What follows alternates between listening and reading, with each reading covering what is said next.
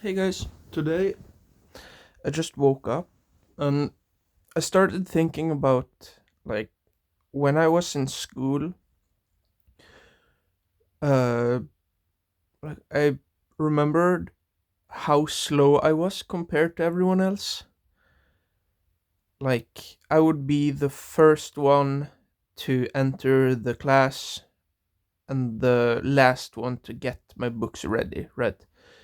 And I would be the first in like I could be the first going into the wardrobe before like gym class, and I would be the last one out of the wardrobes or whatever it's called.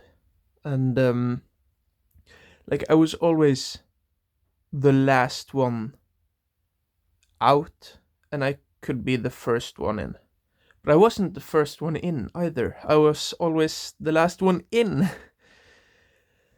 So I would like walk from like one place to another, and it would be like, I don't know, I would always get told like, oh, you gotta go faster, uh, you gotta be there and there. And I was just like, what? Okay. And then I go there, and I don't know, everything was just too fast paced.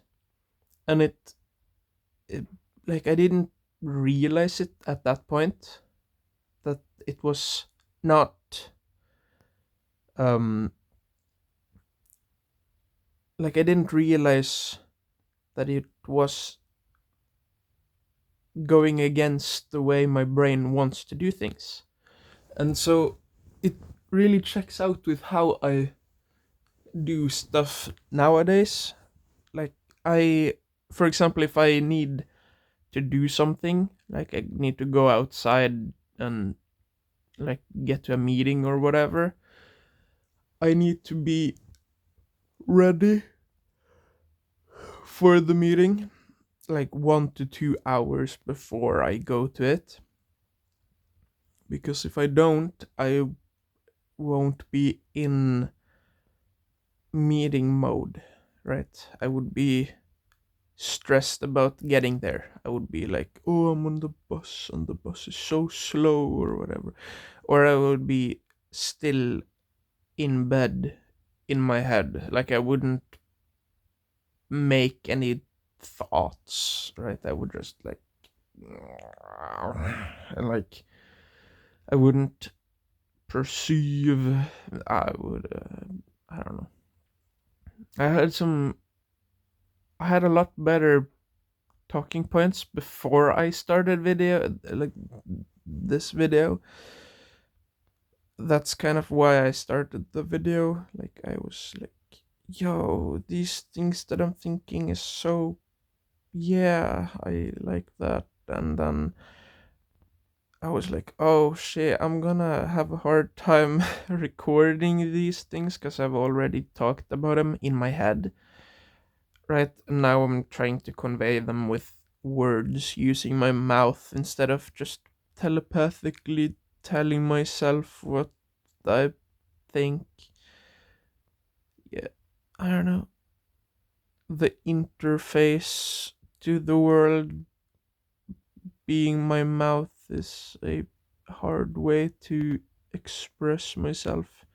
Like, if I could just connect my brain to the phone and just think instead of having to like um encode messages with like text, or not text but like with words, and then like send those words to my mouth only to like stumble on them or like rearrange the words for no apparent reason. Like if I say a word, if I say two words in a sentence and they just switch places, not because I decided it, but because my mouth decided it. Right? I could become Yoda for a second because I don't know. But that might be my lack of practicing it, because I generally just sit in my head and talk with myself because that's what I like. to do, and so this is kind of like going out of my comfort zone, because I can't learn to get better at speaking if I don't do it, right? And the more I speak about these like more deeper topics of like how I see the world and stuff, it's a lot more personal than just like learning to speak a language by saying like everyday phrases and stuff like how are you doing, how's the weather, and like uh what are you doing and stuff like that, like boring stuff, right? Because right now I'm just talking about anything that comes to mind. Like I was starting this video thinking like, oh, I'm gonna talk about how how school was so fucked for me because it didn't line up with how I would naturally benefit from, or how I would naturally learn, kind of, I guess.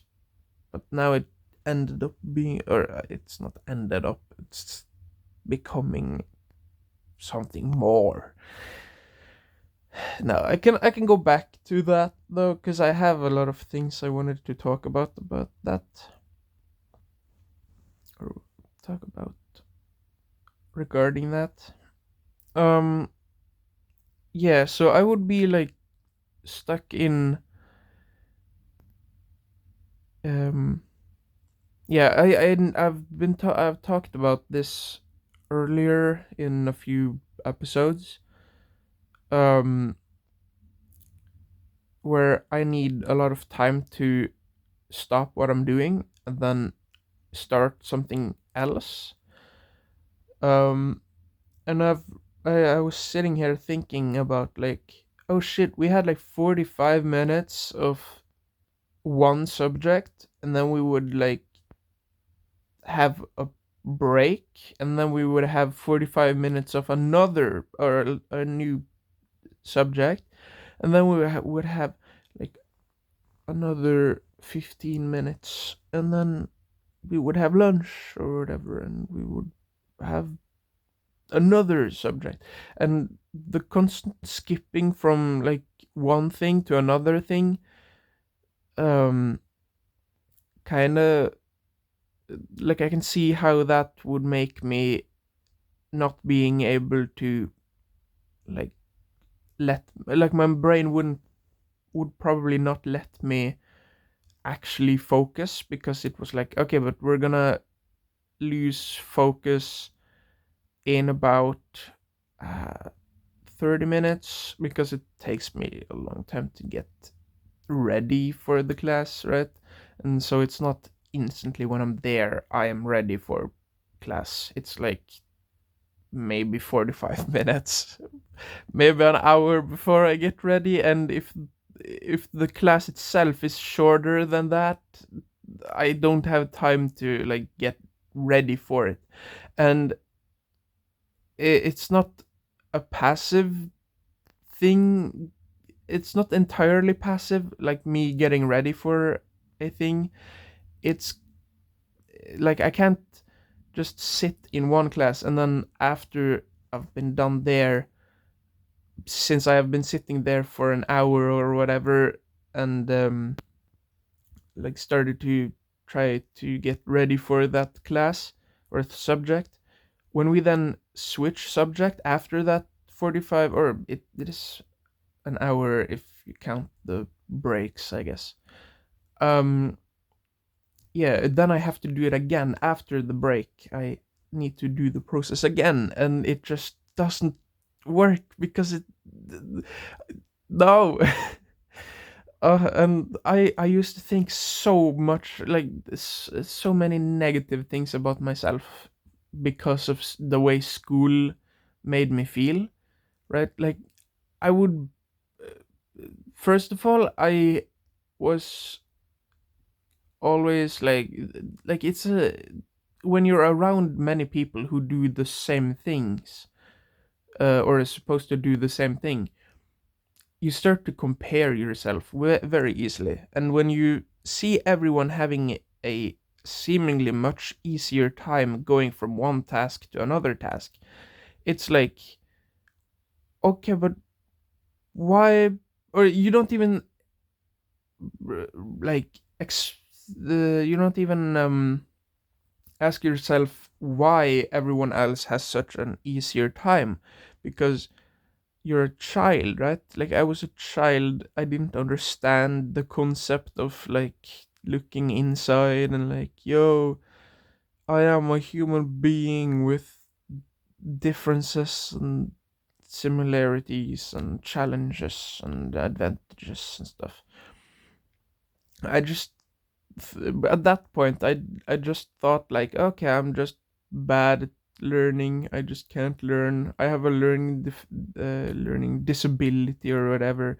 Like, I was diagnosed with autism when I was 8, so that's kind of like, I thought like, okay, this might just be like the autism thing, and like I have like a harder time learning. But what I've realized like recently, when I've tried teaching myself a lot of different things, it's not that I can't learn or I have a harder time learning, but I have a harder time learning by using the same methods that a neurotypical person is using, right? Like, if a oh, here in my mouth. If I Okay, let's say if it's okay, how do I phrase this? How do I, like, if I were to use, nah, I don't know. It's one thing that is really important for me to actually learn stuff is to like realize that I need a lot more time to do many things. And when I realize like, okay, me stressing about stuff, like running from task A to task B or whatever, like, it doesn't make me faster. Like, it makes me slower, changing on the spot and stuff. And normally you're supposed to be faster when you run around and like, oh yeah, I'm done with this, now I gotta go do this. But I'm faster if I complete one thing, then I take a very long break, and then I allow myself to um like slowly go from the break into the new thing, and then allow myself to be there in the new thing for way more time than a normal person would need to finish whatever they're tasked with. And it it can seem as a bad thing, but I've realized that it isn't inherently bad, right? It's not inherently bad that I spend more time, because when I do end up in the focus, when I get like focused, I really easily do, like, I can sometimes do quadruple the work in compared to like a non-autistic person maybe, um in shorter amount of time than how like the time that they would need to do all the work that I did, right? So if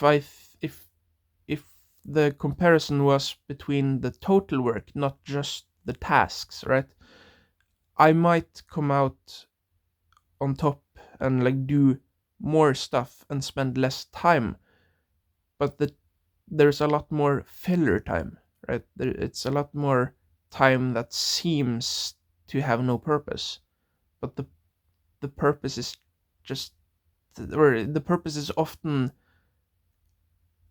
or yeah, the purpose of that filler time is very important, and the purpose itself is to help my brain connect more, like connect deeper, not just do the thing that I've been told and then move so I can move on to another thing, like just so I can pay the bills and stuff. Like I don't think about tasks in the, like I don't even know if I'm understanding how the neurotypical people see tasks, because this is how I've like figured out that this is my interpretation of how neurotypical people do tasks, I guess.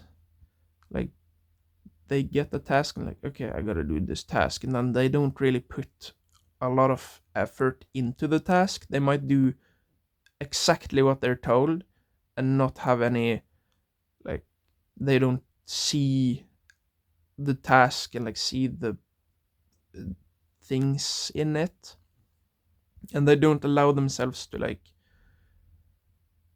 wonder what can happen, like one what can be done, what could I do with this time, instead of, okay, I gotta do this thing that this person told me to, and then I gotta go to this other task, and then I gotta do this, and then I gotta do that. And yeah, I don't know, I whatever I do, I always, at least if I'm not busy in my head with something else, like for example, if I'm working on a project and then I stop to make food, like I'm not thinking about the food that I'm making. I'm still thinking about the project that I'm doing, right? It's not, my brain um, doesn't go out of flow mode just to make food, because I would, there were so many times where I would go without food for hours because I was like, no, I don't want to lose my flow, because the flow takes so much energy to get into sometimes, and stopping it also takes a lot of energy, and or not always a lot of energy, but it takes technique to control it, and that technique has not always been very easy for me. uh like I would sit 12 hours just blendering, and then I would snap out of it and I would be shivering because I had no like blood sugar, and I would be like super cold, and then yeah, I don't know, I would become really really unhappy, I think, because I had no blood sugar. I was getting hangry afterwards. I was also getting very hangry while working, so the thoughts that were looping in my head were very negative, and it was like an echo chamber of just negative thoughts, and like, oh, this person probably meant this when they said that, and like analyzing small like body language of people who had said stuff like weeks beforehand, and I would just think about the same thing over and over and over again, and I would see people as like, oh, people are like bad and should never be trusted, and I don't know, it was not a healthy way of doing things. But it felt so much more um simpler because I didn't need to break, or it was not the fact that I didn't want to break it. It was like break the flow. It was more that I couldn't, right? I knew I had to make food. I knew I was hungry somewhat, but I just it kept um saying like, no, if I go now, I won't or no, I was thinking like, okay, I'm just gonna do this one thing, and then I will go make food, and then 2 hours more would pass, and like, okay, I'm soon done. I I saw that I didn't finish the other thing last time, but this time I'm going to finish it. And then 4 hours go by again, and like, okay, I'm gonna do it now soon because I gotta go to bed as well. And then 4 hours as well it goes by. Oh shit! I had to do that. I had to eat like 10 hours ago. What the hell? And like, still not even getting out of flow, or whenever I get out of flow, I'm just so exhausted because I don't have any blood sugar. I had the same thought on my mind repeating for hours, and I've I don't know, sometimes I realize like, oh shit, the things that I've been making hasn't really been very good because I haven't been paying much attention to what I'm making, but more the thoughts in my head. And so when I when I go to eat, when I do take a pause and I come back, the things that I've created sometimes seem so ugly that I'm just like, oh, well, I feel so drained now and it looks so ass that I don't want to continue. And then don't continue. And then I realize, like, I learned the wrong thing from that. Like, I learned, like, oh shit, okay, if I or in the beginning, I learned the wrong thing from that. Like, I learned that, oh shit, I just shouldn't take breaks because then I don't have the pause of like recognizing, like, oh shit, it's so bad. And that is kind of what reinforced me not taking breaks and stuff. Um,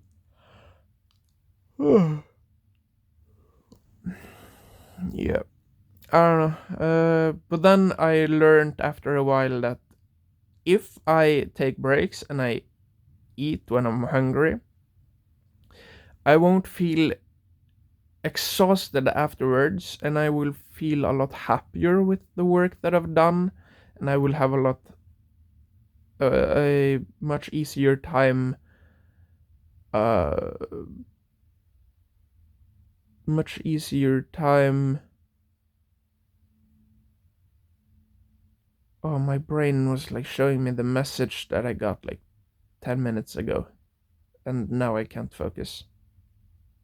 I'm still reading the message. Oh, like in my head, it's not on my screen anymore, so I'm just trying to like decode what it meant, because there was a guy, like a music man, telling me something, and yeah, I was trying to push away the notification in my head, but it took over. I don't know.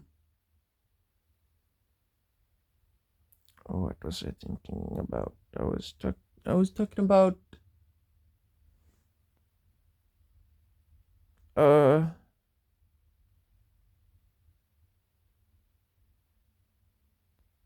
okay, I don't know. Well, today I might be making taco baguettes, which is pretty nice. I rarely make taco because I don't like the prep work. But I do have some taco spices, like a spice mix, Tex Mex spice mix. I don't know if it's called taco in like other countries, if that's the same kind of taco, or if Tex Mex is what we are eating, like Norwegians. Like Tex Mex might be the Norwegian taco, or might be taco for Norwegian, and I don't know. Um, yeah, I bought some new uh like breakfast buns. They had no like uh what's it called? Like, they had no whole grainness to it, like the percentage of whole graining. was 0.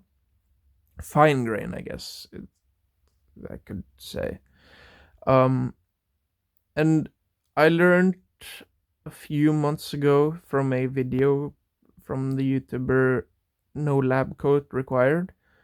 It was in the video about why fast food is so bad, and it was like the buns, because it's the difference or whatever he was talking about. The one thing I remember was that the glucose, like the blood glucose index, or like the change of sugar levels in your blood when eating some amount of whole grain and some amount of, like, the same amount of uh like fine grain bread product.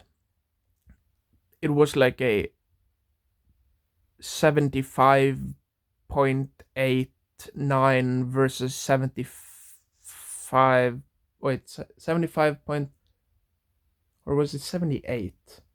Yeah, 78.5 versus like a 78.2 or 3, maybe. I don't know.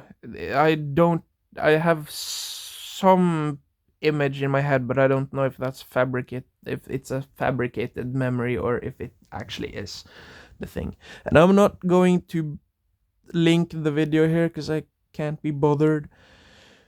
If you want to find it, you can decipher the what I just said about the title and the name and the it was something, the thumbnail. He might have changed the thumbnail now, because if the algorithm, it doesn't matter.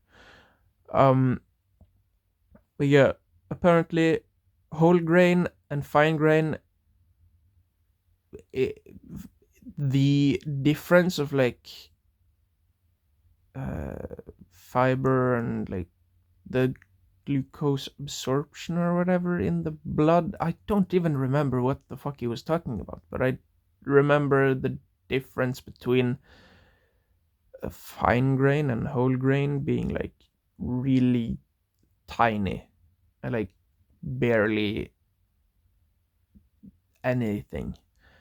And I have continued eating whole grain stuff because it's probably placebo, but I feel fuller for longer after eating whole grain.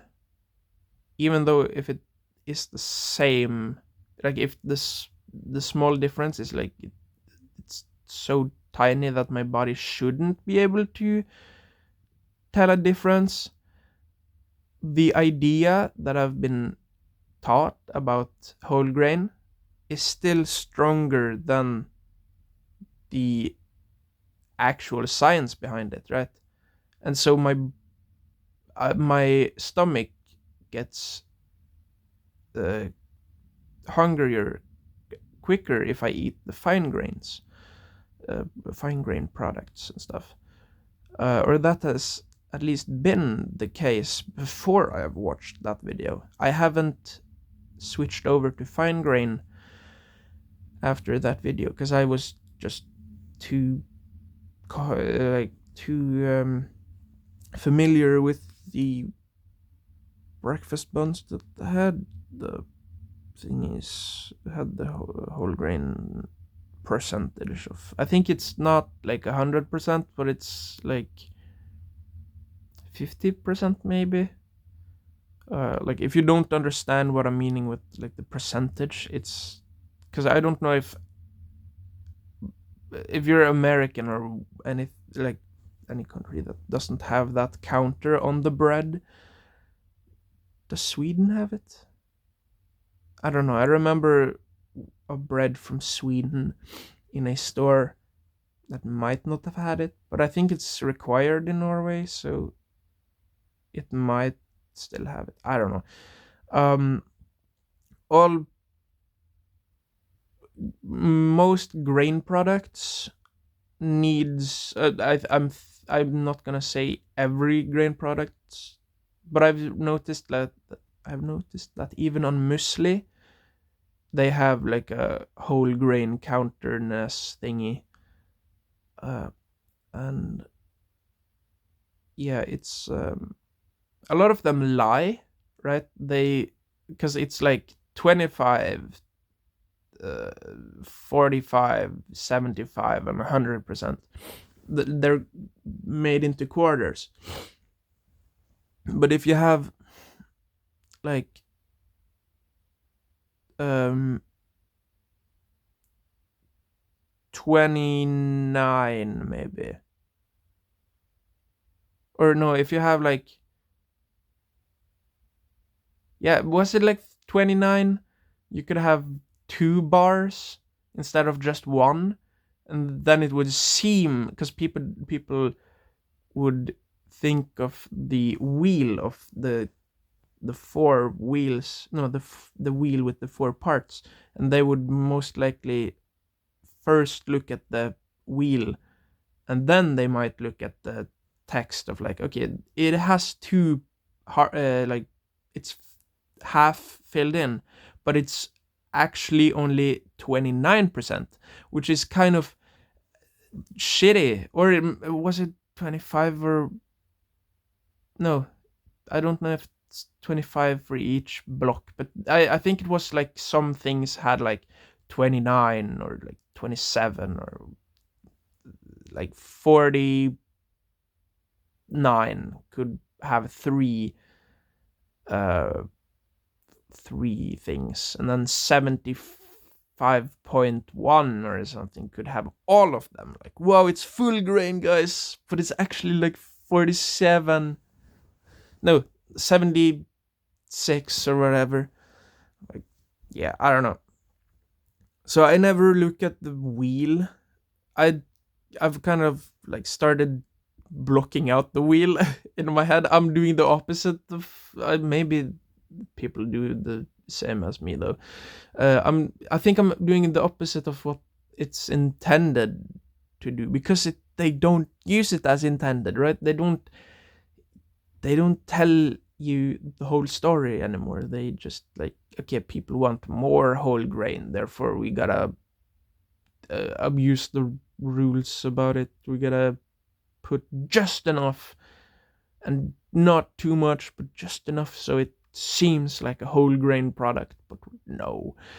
But then again, like, does the whole grainness stuffing the does the wow does the whole oh, yeah, this is what I was talking about earlier, like having to convert an idea to words and then having to speak those words. It just like fumbles sometimes. I don't know, like too many ideas at once, and my brain can't keep up, and it's like fumbling with them because I'm trying to sprint on a boat, like going back and forth and stuff, like swaying back and forth, and I'm just trying to run, or I'm trying to run on like a really rocky path, right? Like so many stones, and like running, because yeah, I'm like thinking of so many things, and like it's rushing, and my ADHD medication has finally kicked in now, and I'm not tired at all. Like now I I could probably like normally when I take my meds, my ADHD meds, like when I like and 1 hour after I've taken them, uh I go from having very many different thoughts to having one or two thoughts that just seem so clear, right? It goes from like cloudy, like, oh, a little bit of everything, to uh laser focus type, not laser focus, but more laser, like you basically, I know my brain focuses the lens kind of, um and instead of having a macro lens where the no instead of having a large aperture lens. um I'm trying to think if it's the opposite. Is it the cloud? Yeah, maybe yeah, it is like a large aperture lens, like really small depth of field, um when I don't have my meds, and then when I and then I basically like turn the focus ring like back and forth, like with no aim, like with no like goal, I guess. It's just like back and forth because like there's nothing to focus on, right? It's all just a blur. That's what's in my head when I don't take my meds. And then when I do take my meds, it's like the autofocus finding a point and opening the no closing down the aperture to make more stuff in focus. Like the depth of field becomes longer or wider or whatever you want to use for the word there. Um, and it stops going like back and forth as much. It does every now and then, like get confused and like, oh, do I focus on this or do I focus on that? Right? When you're like, for example, people who make uh, like unboxing videos and stuff, and then they have to hold their hand in front of their face so the camera doesn't focus on their face, but instead the thing they're trying to show. That is kind of like the random like focus losing my focus randomly. It's just my brain getting, or it's often my brain getting like sidetracked, like, oh shit, okay, that's this thing, and then I'm like then I have to make a decision, like, okay, I gotta go back to this other thing. And that's kind of like when people uh do the hand thingy and then it doesn't go back to their face because it doesn't understand, like, okay, where is the face? And then they have to like hold the shutter halfway or whatever, or like wait for the focus to find their face again. It does at least seem very similar to how I lose and or keep focus of like mind stuff or while doing stuff. Yeah, I don't know. Yeah, today was much better. Or it felt, this episode felt a lot more intentional, if that makes any sense. Like I felt like I had more intention behind this video instead of yesterday when I felt like I was doing it more for the sake of doing it.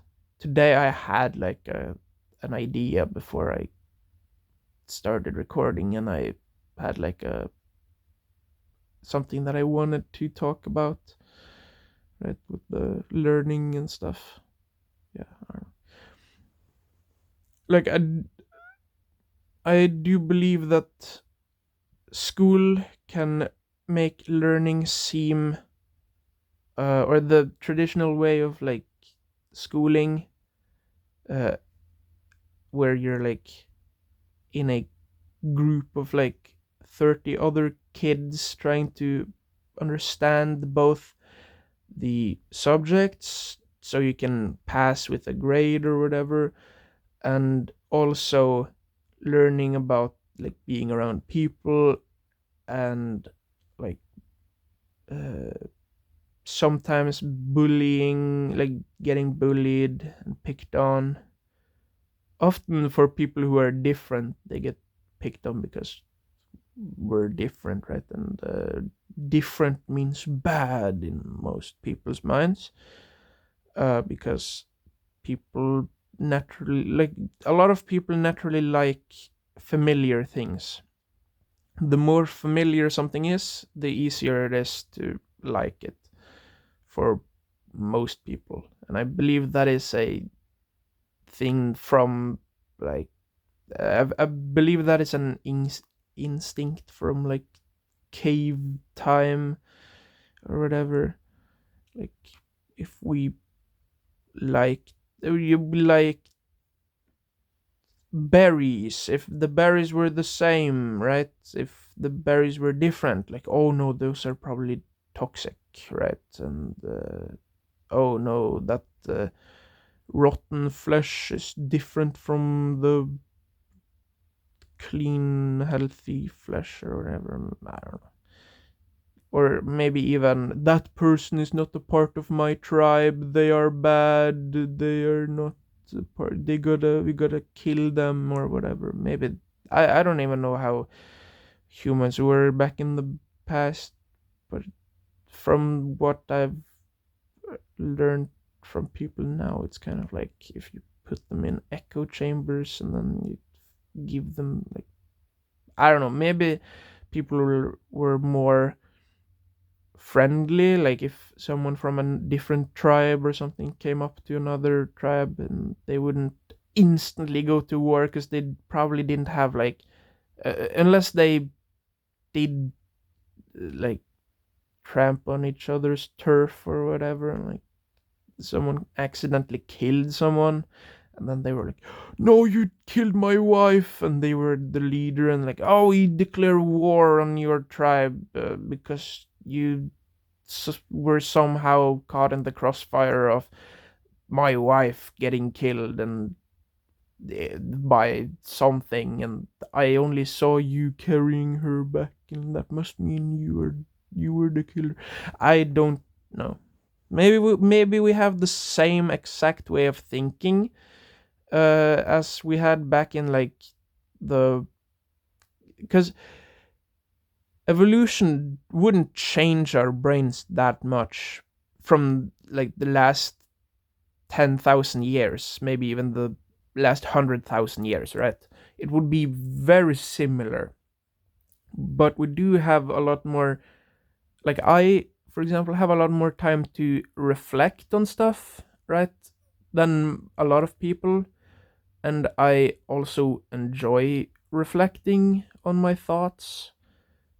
And so I could maybe think more deeply than a caveman who maybe doesn't even have the language, or maybe you don't even need language to think about this stuff. Huh. Because I do think both in Norwegian and in English, it depends on kind of the context of the situation that I imagine the things being said in. Right? Like if I'm imagining myself in a situation where I'm around people who speak English, I think in English, right? And I like the the thoughts and stuff goes in English. But if I'm talking, no, if I'm thinking about something where the people are Norwegian, I tend to think in Norwegian. But I most often think in English because I'm more exposed to English than Norwegian in my day-to-day life. Like, I live in Norway, I've been born in Norway, but my English is much better than my Norwegian sometimes, even though my English isn't perfect. Like, I mean, it will never be perfect, right? Because I haven't been brought up in a English speaking household, and I don't speak regularly enough. Maybe, well, yeah, oh yeah. I went to the improv session yesterday, and it was in English, right? The guy who was the teacher, the improv teacher, he was pretty funny. He was like, his name was Ben, and I liked that very much. And he was so, I don't know, he had like really good charm. He was I don't know. He was very cool. Very he was British, and he was so British. Like he just looked British, and it was so cool. I really liked his skits and his insight in stuff, because I did tell him that I knew some terms, like he was referencing like show don't tell, and I've learned about that through like videography and like in media classes and stuff. And I've learned about yes and instead of no but from Markiplier and Bob and Wade uh, on like Distractable, or their gaming videos together when they're like improv skitting and stuff. Um, or scotch, a good cup of scotch. Cup? No, okay. Um, tangent. Yo, it's a blender feature. It's like the X tangent or the Y tangent. What? No way. The anisotropic tangent. Oh, it's so. I don't know. Um, but yeah, I told him that I knew some stuff, and he was also like trying to tell me like, oh yeah, there is no like wrong ways to do improv, and I told him that yeah, that's kind of like every in other like in all art, or that's how I believe all art is. Like art isn't, there is no right or wrong way to do anything in art. It's all just different. Everything is different ways of doing it, right? You could say some ways are better and some ways are worse for you, but it's not a better or a worse way. None of the ways are better or worse, right? It's more efficient or less efficient. It's not generally better or generally worse to do A versus B, right? It all depends on the individual, right? If I am better at doing the way number A, um,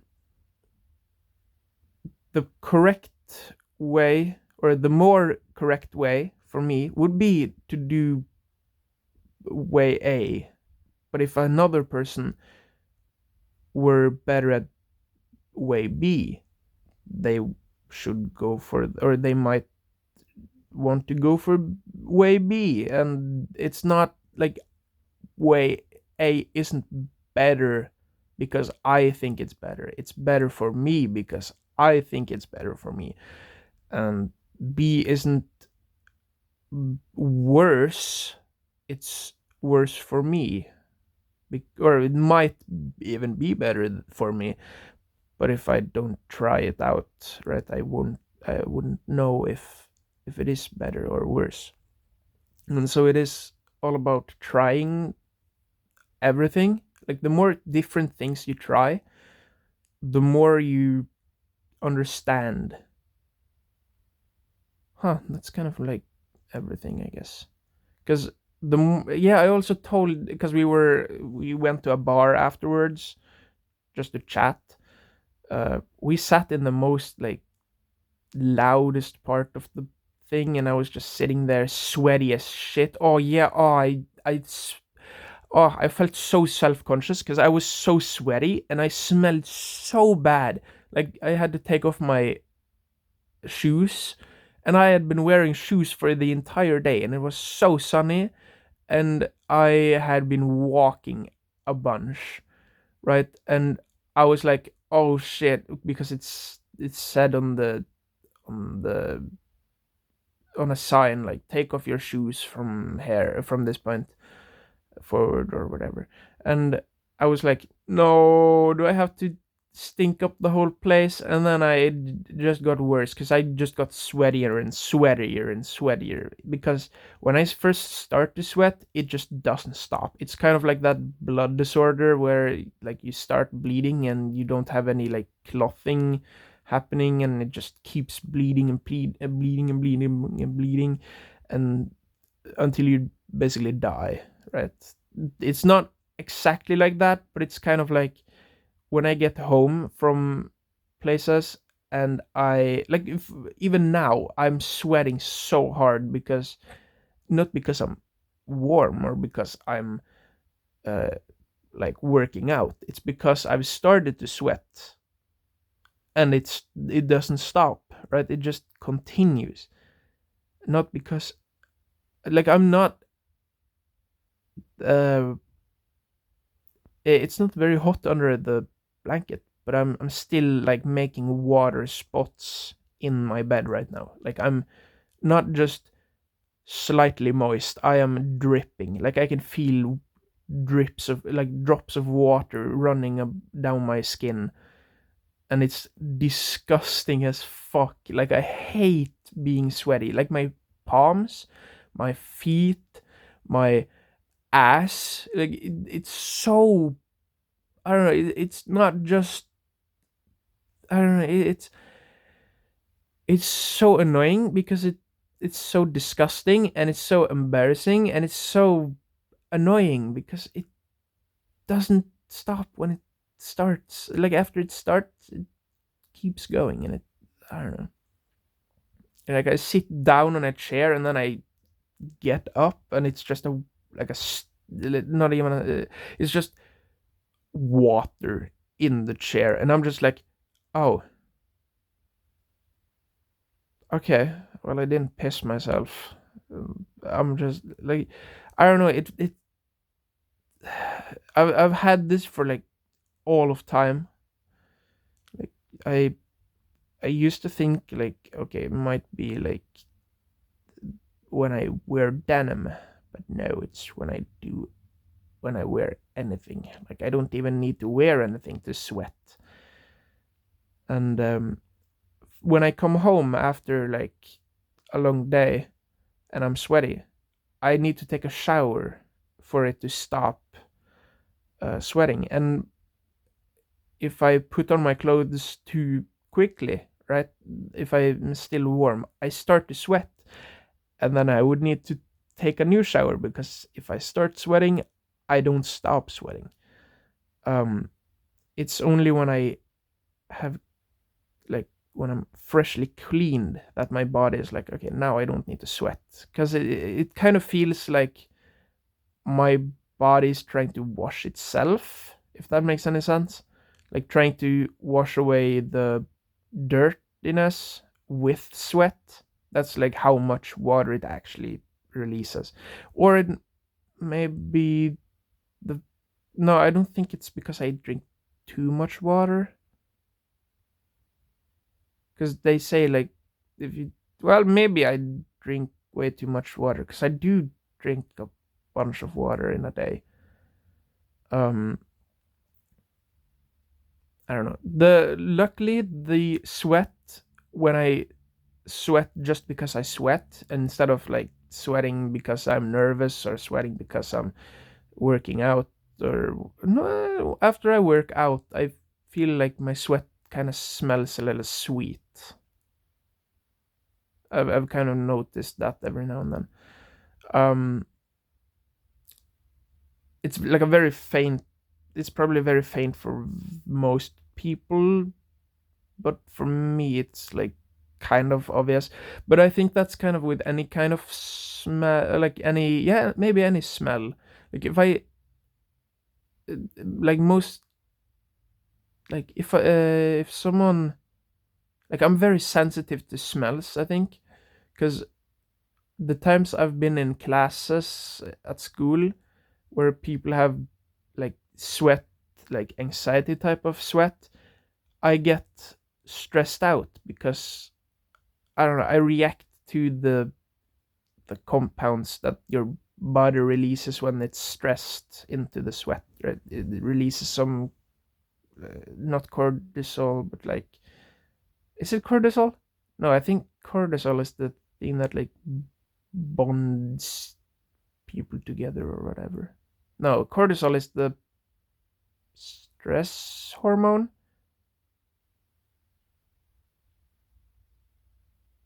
Okay, I don't know enough about neuroscience to really think about this. Or I am, I can't think about it, but I can't claim that I know stuff because all I know is like things that I remember, like vaguely remember from YouTube videos that I've seen like months or years ago.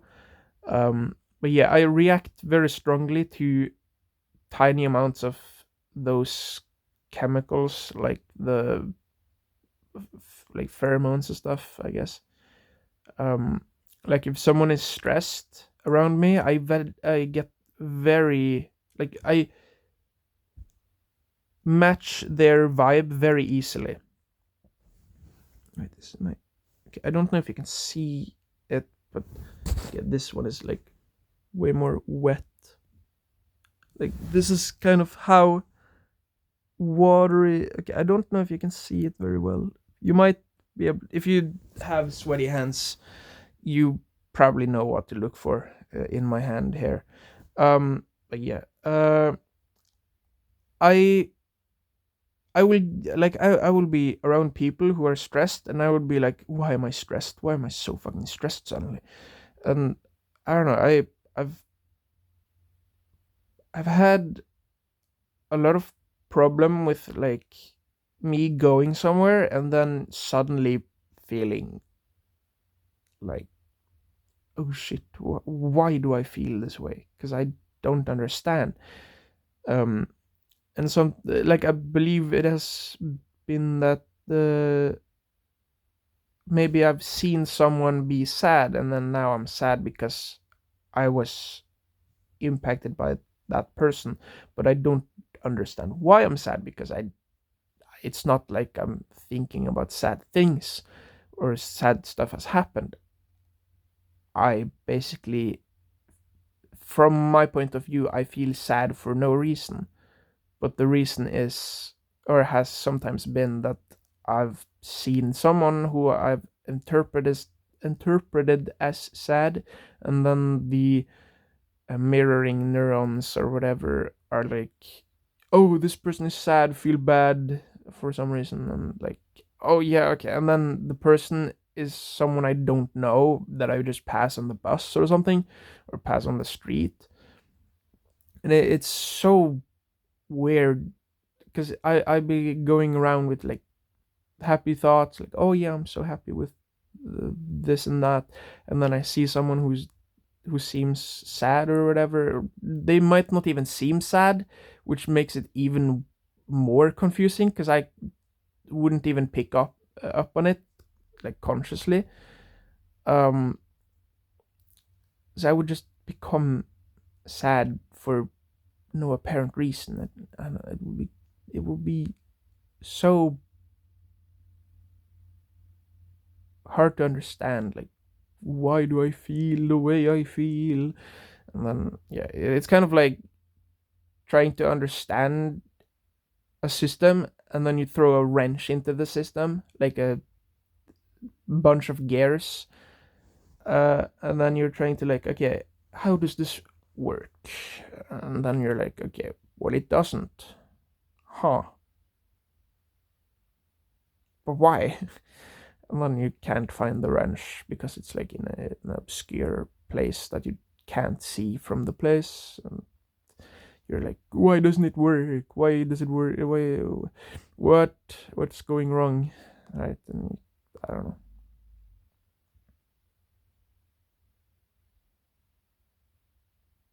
Yeah, I am pretty happy I made this channel, or I didn't make the channel. Yeah, yeah, I made this channel like decade ago. I think also the videos that I have previous to this is like a decade old or something. Maybe not that much. Okay, it might not be a decade. That would be 2015.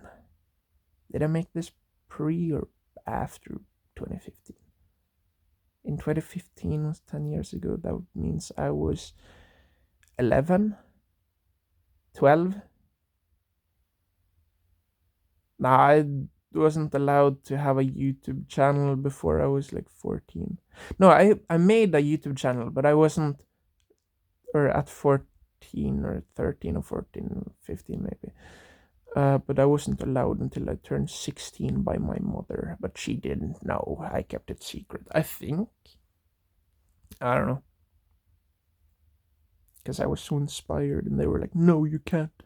But then I was like, yo, I want to become a YouTuber. And luckily I didn't. Because if I had become a YouTuber, I wouldn't have discovered, or might not have discovered, the things that I've discovered now. Right? Like, I realized, like, I don't want to become a YouTuber, right? That's not that's not my goal. It might be a part of the the part of what I need to do to get to my goals, but I don't want my future to be constantly making videos, because that's not what I want to do for all eternity. Right? I want to make anything. Right? I don't want to make, like, I don't really need to make something fancy. I just need to make, right? If I don't make stuff, if I don't create stuff, I I can very easily become like demotivated with everything, and I can lose hope pretty quickly if I don't create stuff in a while. And so it's very important for me to have the energy reserves to create the stuff that I want to create, instead of create the stuff that I have to create. Um, and having a YouTube channel means that or being a YouTuber means that you do have to like maintain an audience, right? You gotta make stuff for an audience. You're not making stuff for you necessarily, or it's a lot of people don't make stuff for themselves.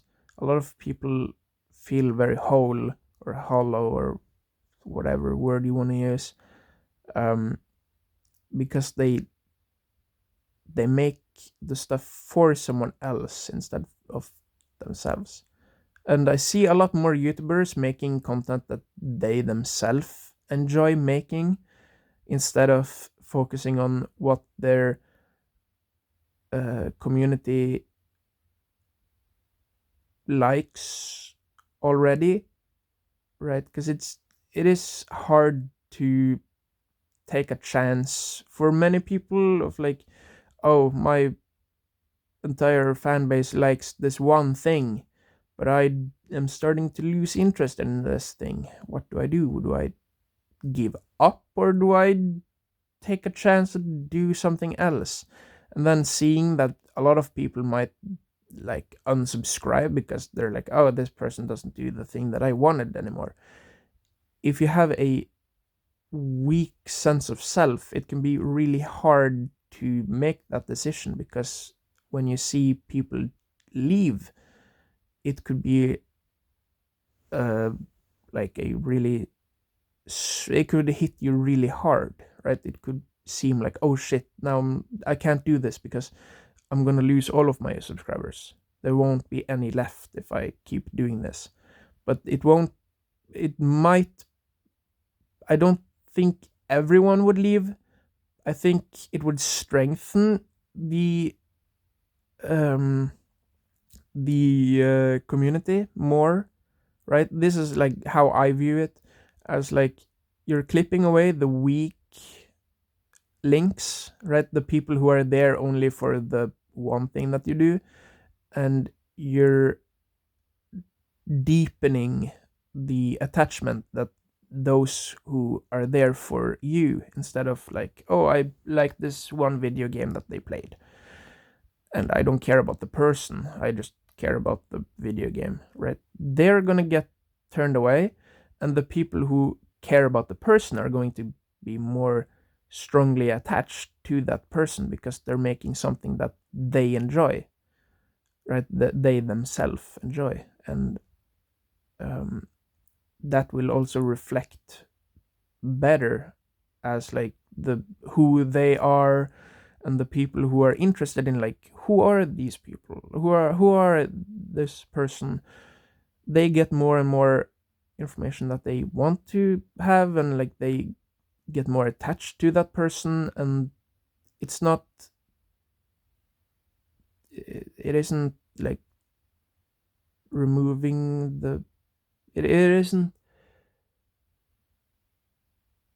like losing your audience, it's shaping your audience, right? It's like in Balatro where you're deck fixing, right? You're not losing your deck, you're cutting away the cards you don't want or you don't need, right? You don't like having a large number does not impact, or at least from what I've heard people say, that when they got like their millionth subscriber or their like 10 million subscribers, they didn't feel any different from when they got like a million or whatever, or 100,000, right? It doesn't feel different, but they know it's a different number. It's a much higher number, but they don't feel any different.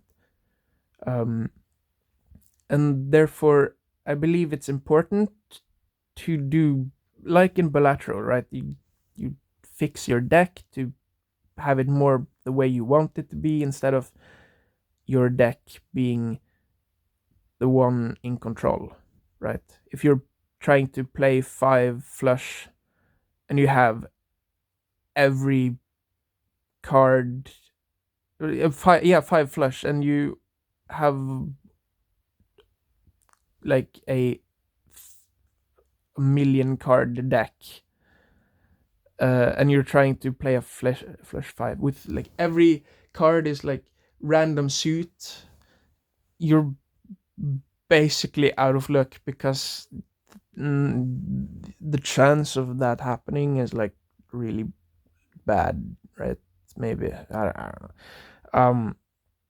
So like cutting away the weak links strengthens the overall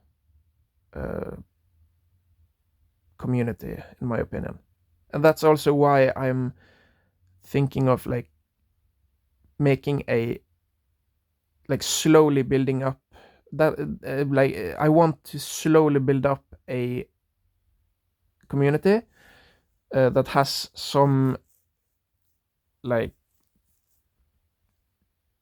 way, or like some common thing, and then if I do end up like going viral, or a large influx of people learn about who I am, and they're like, yo, I want to learn more about this person, or whatever, I want to see more of this person, or stuff like that, the new people go into the like they become a part of what I've already created, instead of making something out of that collection of those new people, because I don't know what they want, right? I don't know what all of those people want.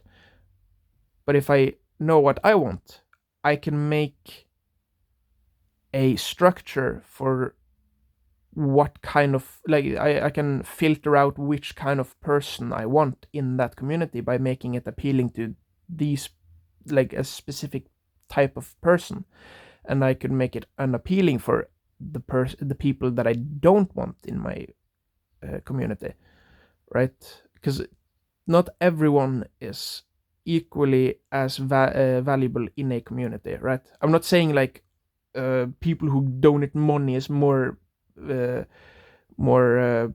valuable in my community, but it's more that a person who would like be more like, if a person joins a community and is like, hey guys, follow me on Instagram, they're not someone who even cares about like showing who they are, right? If their only text is like follow me on Instagram, guys, like they just joined to say that, like who is going to follow them on Instagram, right? Because we don't know who they are, we don't know what they do, we don't care what they do, because we simply didn't even know they existed until right now. And so why would we follow this random person on like Instagram? um but that's also like them not being good at marketing themselves, right? Because going around and like, I don't think you the best way to market your social media is to go into a place where nobody knows you and nobody cares and say, guys, I've made a new post, or guys, I have like, come and follow me, because we don't know them, and frankly I don't care, and they don't even try to make us care, right? They arrive, show nothing, right? And this was more of a discussion about less or more valuable, I guess. The the value of a person in a community is more like, do they do they I think value is the wrong word, because that kind of like makes it sound like some really bad things. I don't know. Maybe value is the wrong word. Yeah. Um. I don't know what word to use instead though. Um. But yeah, the example about the Instagram is something I see so many times. Like people promoting their social media accounts without having tried to make themselves seem interesting, or like not putting in the effort to show what they're like, why, like show why they should follow, because they want you to follow, but they don't tell you why they want you to follow, or I don't know, they don't, because it's not always about like just telling people like, oh yeah, you should subscribe to this and this, right? It's giving them the idea that they want to subscribe or follow or like, um right? If you like the content, if you genuinely like the content, it's easier to like it than, or to subscribe to the channel, than if you dislike the content, or if you haven't seen the content at all, right? It's like, why would I subscribe to someone who I don't care about, and I don't know what they do, and they I don't even know who they are, right? Like, it's I don't know. But that's kind of the maybe a common side problem maybe of like social media, where people don't acknowledge that um, that it's not about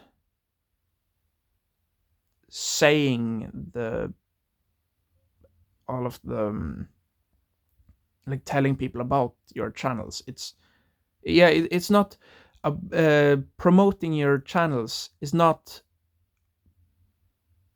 just talking about your channels. It's making the channel or making the platform worth talking about, right? If you make it worth talking about, people will talk about it and people will gather around it. But if you don't make it worthy of talking about, or worthy of following, or worthy of people's time or interest, it's not gonna happen, right? No matter how many times you tell people, subscribe, please guys, subscribe, like, do everything, those things, like, they won't like or subscribe until it is worth it to them, right? If they don't feel that it is worth their time, it doesn't matter how many times you tell them that it's worthy. Yeah, guys, see, I put so much effort into it. You need to like it because I put so much effort into it. But if they don't appreciate the work that you've put in, they're not gonna. Some people might be persuaded easily, like, oh, okay, this person told me to like, so I need to. Or maybe that mostly happens if you like, you know them from like beforehand. That's at least what I would think. Like, if you went up to someone who you knew as like a good friend and said, oh yeah, I've started this new YouTube channel and I am trying to build up a brand or whatever, and they might be like, oh cool, I want to subscribe, and then they subscribe. But some random people on the internet, they have heard those, like, they've seen people being desperate for subscribers for a long time. They don't care about another one, because if they cared about one, they would have to do it for thousands of people. And I don't know about anyone else, but I don't really want a subscription feed of 1,000 people that I don't care about. I subscribe to people that I care about, or the content that I care about, right? I wouldn't, like, some random person comes up to me on like the street and like, dude, I made myself a YouTube channel and I want you to subscribe. Like, no. If it was really well made, yeah, probably. If I, like, that is the thing. Like, if it isn't good enough for the person you're promoting it to, it isn't good enough for that person. And if you don't want to make what that person likes, then that is not the person you should try to get into your community, right? Because there will always be people who dislike what you make, and there will always be someone out there who will enjoy the stuff that you make. And if you let the people who dislike the things that you do control you into making stuff that you don't want to do, that is kind of, I don't know, that is giving in to the wrong crowd, in my opinion, right? Like, if I got famous overnight for a song that I created on a whim or whatever, and like I had to make more of that song, even though and if it was like a one time thing that I was like, okay, I didn't like making this song, but I was fun testing it out, then everyone is expecting me to create more of those types of songs. Then I'm like, no, fuck off. I don't want to, like, I don't care about, like, I might change my mind when I'm in there, like if I were to end up in that spot, like I would probably try to use it as leverage to like uh, get attention for the stuff that I do actually like making, and then like at the end I stir it up and like pour it into the stuff that I want them to like, and everyone that falls through the cracks, I probably don't care about them because they don't care about me, so it's kind of like mutual non-caring. um, and the people who do enjoy it will stick around, and it will be better than, like it will lose a lot of numbers, but if I think about how small it might have been before the thing, like with perspective, it you can see that, like, okay, I did actually grow, even though I lost 90% of my community. I did grow from before, and it might seem like I lost 90% of my fan base from doing a decision, but I did still gain those people who I actually wanted, right? And so if I went from 500 subscribers on YouTube or something, um, up to 1 million, and then I went down to 100,000, I would still think that I might still think I might be a little sore because the numbers make you think differently, like when you, maybe, I don't know, like some things, like social media things makes an impact on me, like likes and stuff, likes and subscriptions and follows and stuff. But I think as long as I'm cautious about or cautious and like that I'm open to realizing that I am like change, or my mind has been changed by, like, the my opinions change because of it and stuff like that, I think it might be easier then. But yeah, I from right now, from what I believe now, I think I would be able to like go from 1 million to 100,000, or 1 million random people who don't care about what I do, like actually care. They only care about that one thing that they saw about me.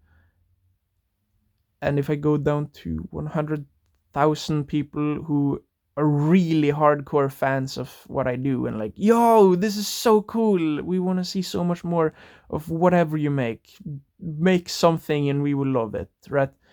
That is so much better than 900,000 people saying, oh, this isn't as good as that other thing, that one thing that you made, oh, this is so bad, oh my god. Like, I would rather have 100,000 people saying like, yo, this is so fucking sick, because not that it would, maybe it would inflate my ego a little bit, it might not, might do, but I think it would be better for me as a creative person to have less people, but more, less people, like less numbers, but more attached people who are more attached to what I make. Because I'm really attached to what I make, or yeah, well, not the individual things that I do keep all of the artworks that I create because I don't want to sell any of it, and that's also why I want to like not earn money by commissions and like making sculptures or traditional art and selling the artwork. Like, I want to sell the bundle of everything that I do. not just individual products. Like I was explaining not yesterday, last time. On Monday? Tuesday?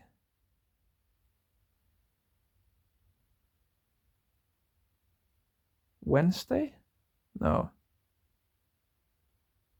Yeah, it might have been Wednesday, because that's what. Yeah, it was Wednesday. Yeah, I don't know. It's yeah, but yeah. I do believe that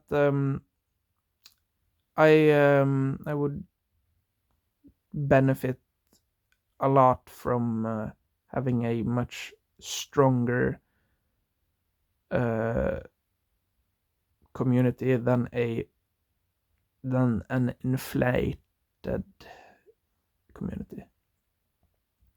Because yeah, I don't know. I don't want I don't crave. Maybe this is the reason why I haven't been quote unquote successful yet.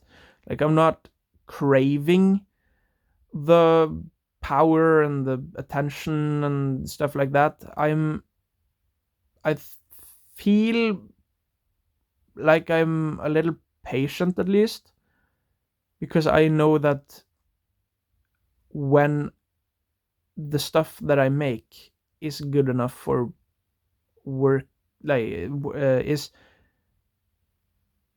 worth other people's time, or when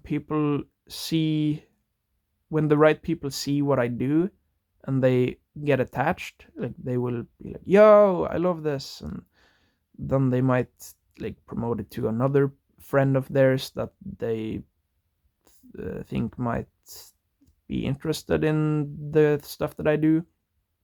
And when I discover what I want to do, like more like what kind of vibe do I want to go for, or maybe I guess when I discover how I want to market my scatterbrain, I guess that might be where everything starts like sliding very fluidly, instead of like me having to think like, oh shit, this isn't gonna work.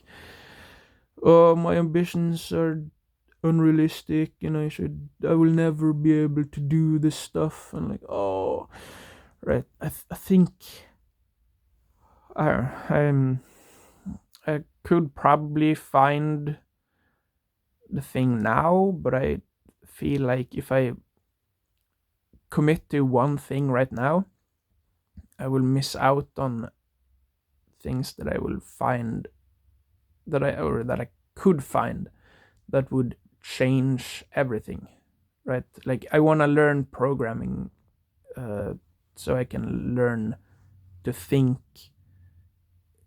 like a programmer, because I believe in programming, um, like the ways of thinking as a programmer might be very beneficial to a lot of things.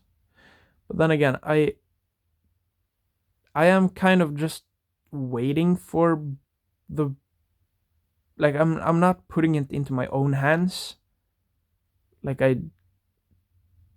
do see that I am making it someone else's, like, I'm hoping that someone else will help me towards coding, or learning to code, which is not how I got into 3D modeling, right? I got into 3D modeling by liking to do it. Like, I liked Blender, even though it was really hard, and then I kept doing it because I was like, oh, this is fun. And then I got a job at a 3D modeling studio, or 3D production studio, virtual production studio, or whatever. And then I learned like a ton of stuff. But I don't know if I don't have that moment of me finding the interest myself and like finding out stuff on my own first. If I don't have that, I don't know if I won't be able to learn coding, because the plan now is I'm getting help from the government to find a job where I can finish my degree or whatever, like to get papers that tells others that I know stuff, or I should at least know stuff. But I don't care about the paper itself, because there are so many people who have like master's degrees and like stuff like that and still can't get a job at McDonald's or whatever. So I'm just like, okay, I don't care about the papers. I care about the knowledge that I learn from the places, but not the paper itself that tells that I should, or that says that I should be able to understand this. Sometimes people have those papers and they don't actually understand it. They can remember enough to pass exams, but they don't necessarily understand what they remember or what they have remembered, and then they lose all of the stuff when they go out of the thing, because I feel like school teaches you to remember just enough for you to pass an exam, right? There are so many things where you're like, okay, how, what did I learn in fifth grade at school? I learned about something in history that I can't remember, because it, well, then again, that was probably teaching how to research, how to look for sources, and like, or how to like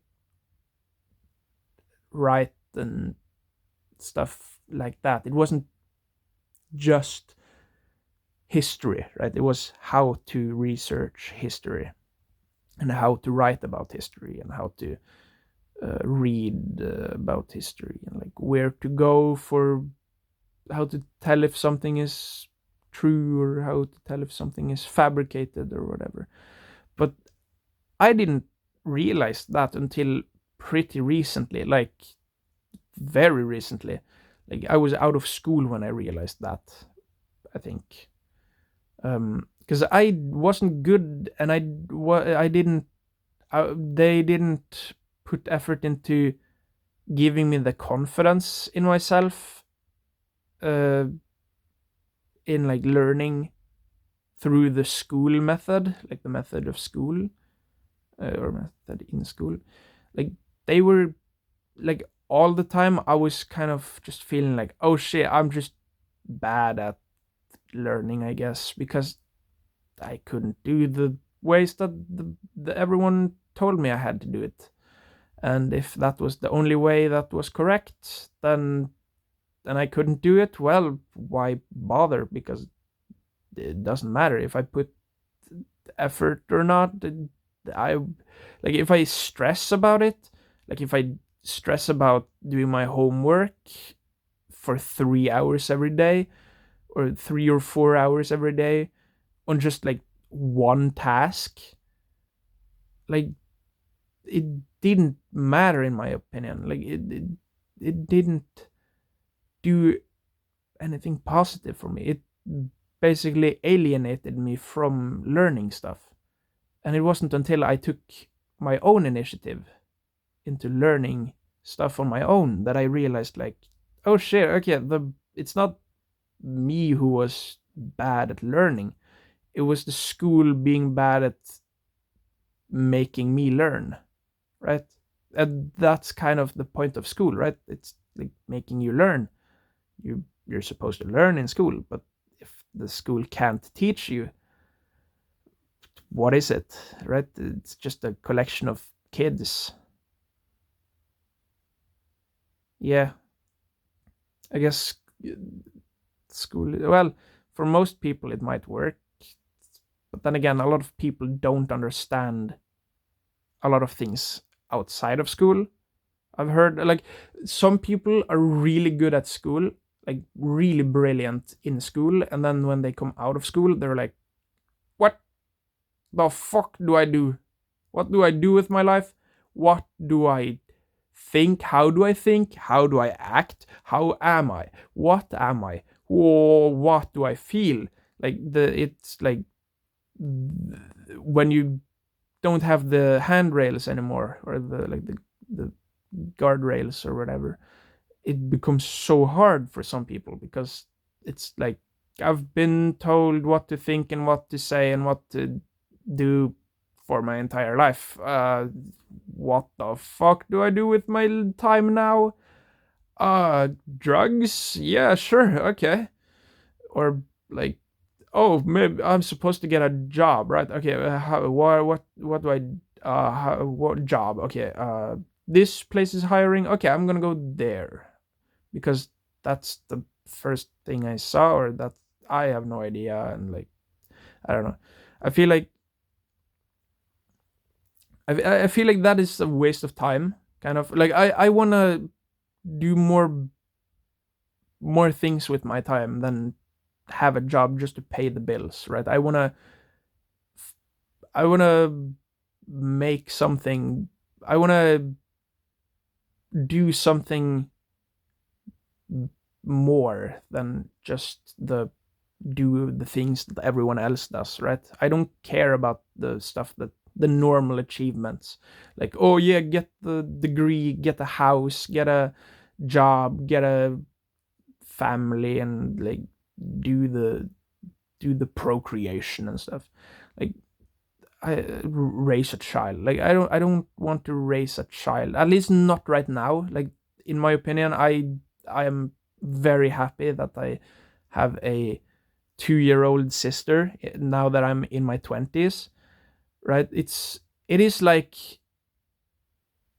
I can experience the good parts of having a child without having to experience the bad sides of having a child, or the hard, not the bad sides, but the difficult sides of having a child, right? The amount of responsibility that you have when you're a parent, the amount of impact you have on a different being that will someday do stuff in the world that could alter people's lives, or could, right? Like if you raise a kid poorly, or if they're raised in the wrong environment, they can be they can get really fucked up, and it can mess with a lot of people.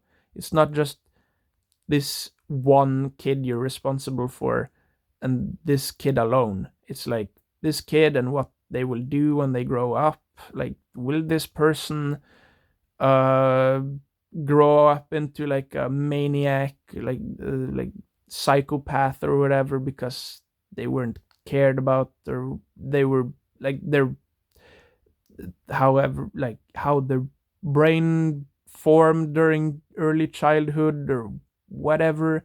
Like, there are so many things that can go wrong, in my opinion, when it comes to like bringing up a child. And I don't know, it doesn't seem very inspiring to me. It seems like it's a and it also locks you into being a parent. If you're at least if you're a good parent, I would uh like, or in my opinion, a good parent is like someone who's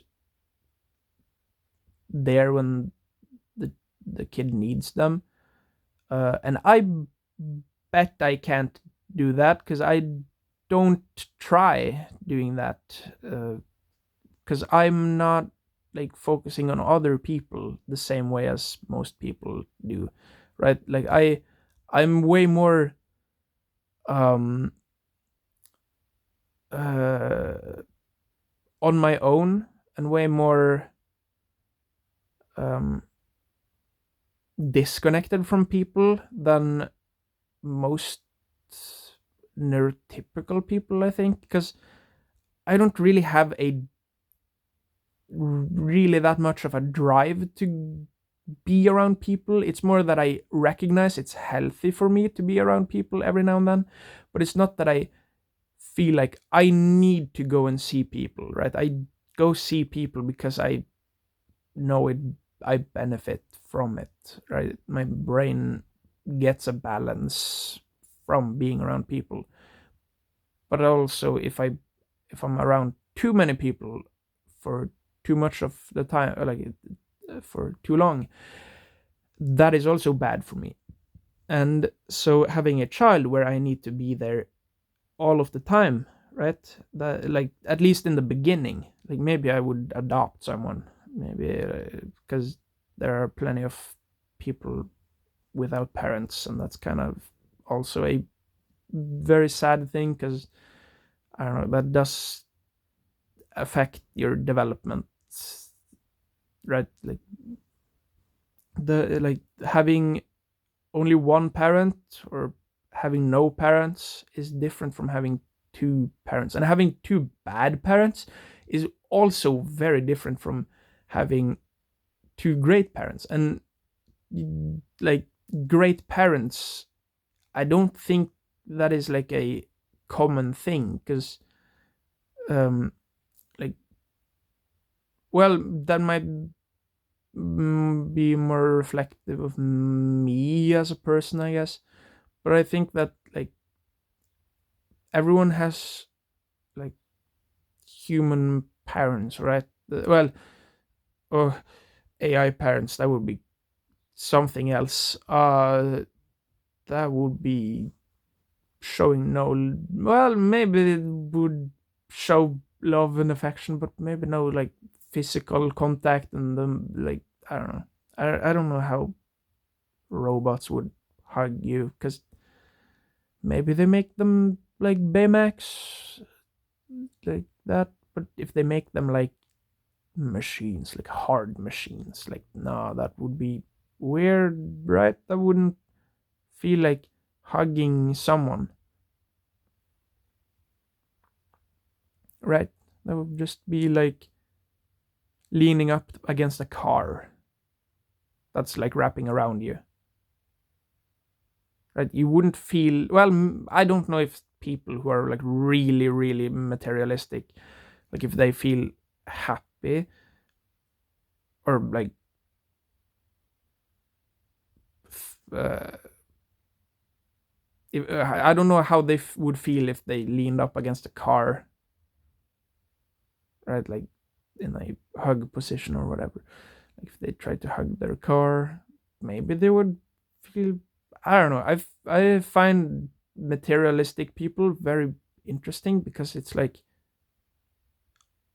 huh, you're really interested in that object, and it's something that like I don't see really, and it's kind of like, is this a facade or is this really how they truly feel? Like, do they see this watch that they bought and like, yo, I'm so happy I bought it. I'm so happy still to this day after having bought it several years ago. I'm so happy about it. I'm happy about this purchase. Or are they telling people that they're happy about it because they were told that materialism is good, right? You buy the thing and you feel good for a day, or I don't know how. Like when I buy stuff and I feel like that euphoria, I get it for like a day, maybe shorter amount of time. Sometimes a week if it's like something that is, I don't know, if it's something that I need, something that I actually like need, I don't feel the euphoria at all. I basically just feel like a more uh, like a general happy because of because I have it. Like if it is a tool, right, and it makes a job easier, I feel happier, not because of the tool, but because what it does for the thing that I need it for, right? If I can do something quicker or I can do it with less hassle, right? it will make me happier than if I have to like, oh, why can't I do this easier, or why can't this be easier, right? If I buy a tool, it will not be the tool that makes, or it's not the physical form of that tool, or if it is a digital tool or whatever, it's not the tool itself that's making me happy. It's what the tool does that allows me to feel better about it. And if I were to buy like a watch, it would be like, oh hey, I can now see the time and I can like keep track of stuff and things. And I don't know, I don't get the euphoria anymore of like buying stuff, I think. I did have that with, I've had that with a few things, right? Like I've had that with like video games. I've bought video games and like played it for a day, and then like, it was very fun, but it's not fun anymore. Like I've been really like, yo, this is the best game ever. Whoa, I'm so happy I bought it. And then the next day I'm just like, what game do I want to play? And then I play something, and then I'm just like in the loading screen, like, nah, I don't want to do this. And then I quit the game, and then I open another game, and I'm in the loading screen, like, nah, I don't want to play this either. And then I quit the game, and then I just watch YouTube. That's kind of why I stopped gaming for a while. Like I've started gaming more and more, like a little bit of Balatro, a little bit of Risk of Rain, and yeah, it's those are fun games. Because I really like roguelikes. 2 hour long video. Fuck it. Yeah. No, I definitely have had like the materialistic euphoria before, but it's always followed up with like, this wasn't that exciting as I thought it would be. And then I recognized like, okay, this isn't worth it anymore, right? Like I was spending a lot of money on stuff. Yeah, I mean, I was buying like, so like I don't know why. Well, it was because teenage me horny AF. So I was like, oh, I gotta buy sex toys, because if I buy sex toys, someday I will get to use them, and the more I buy, the better. And like I would buy the same things. Like I would spend so much money on stuff. Like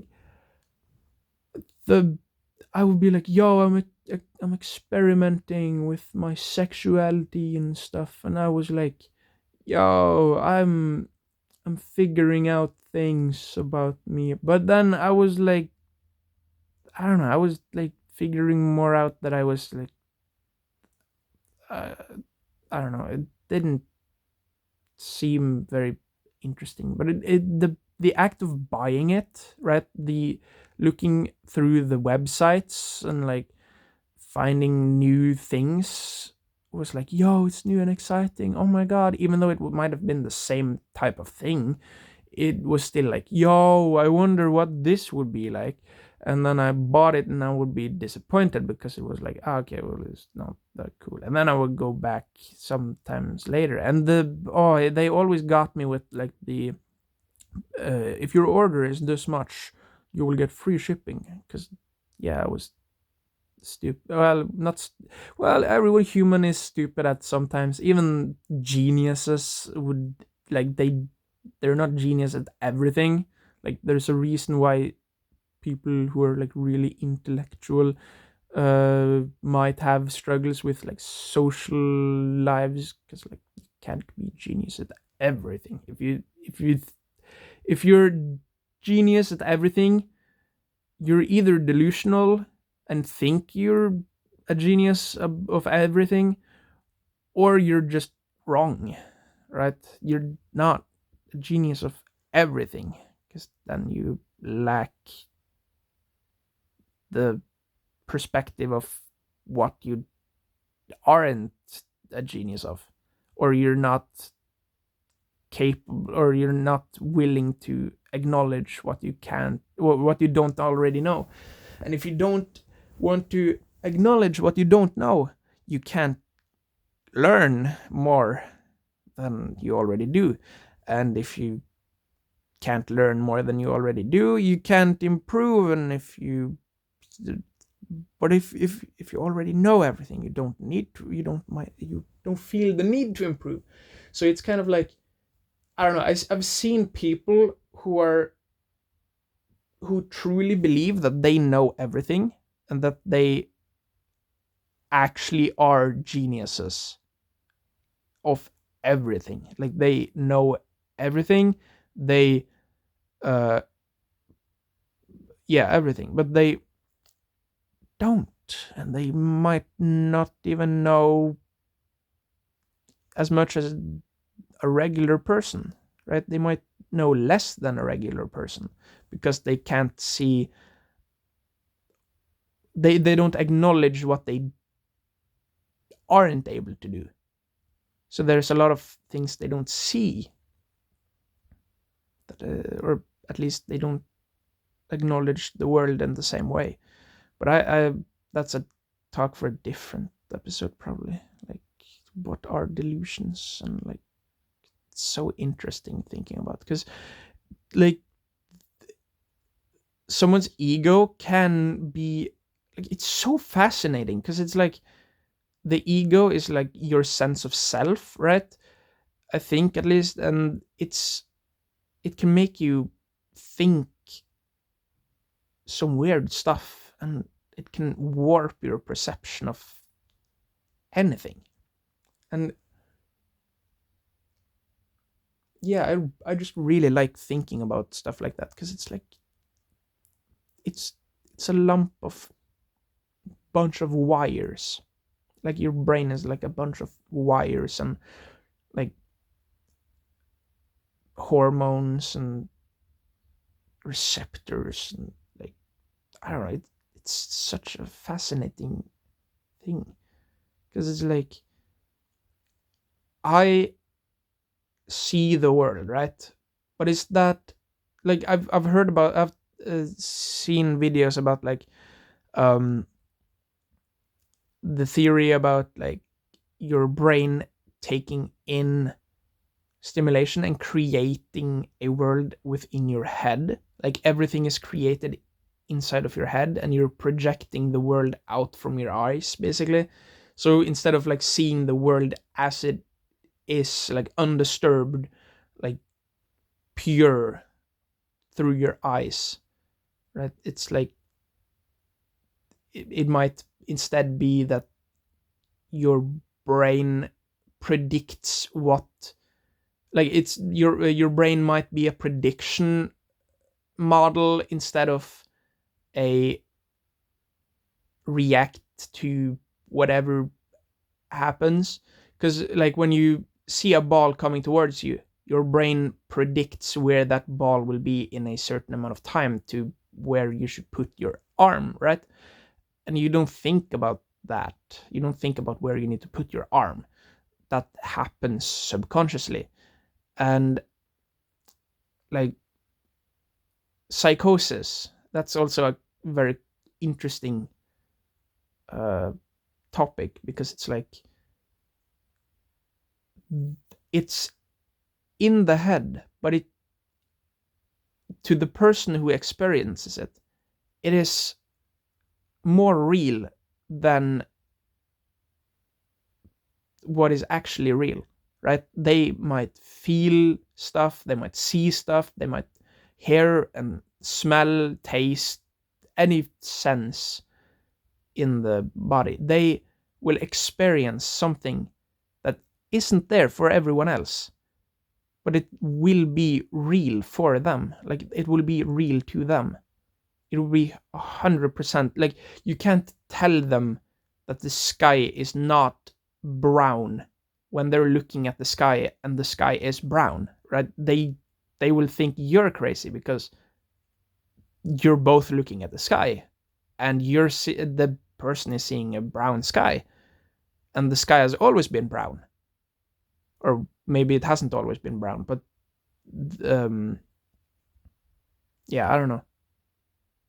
I've had some experiences with psychosis, but that has been like through substance use, and it's I from my therapist.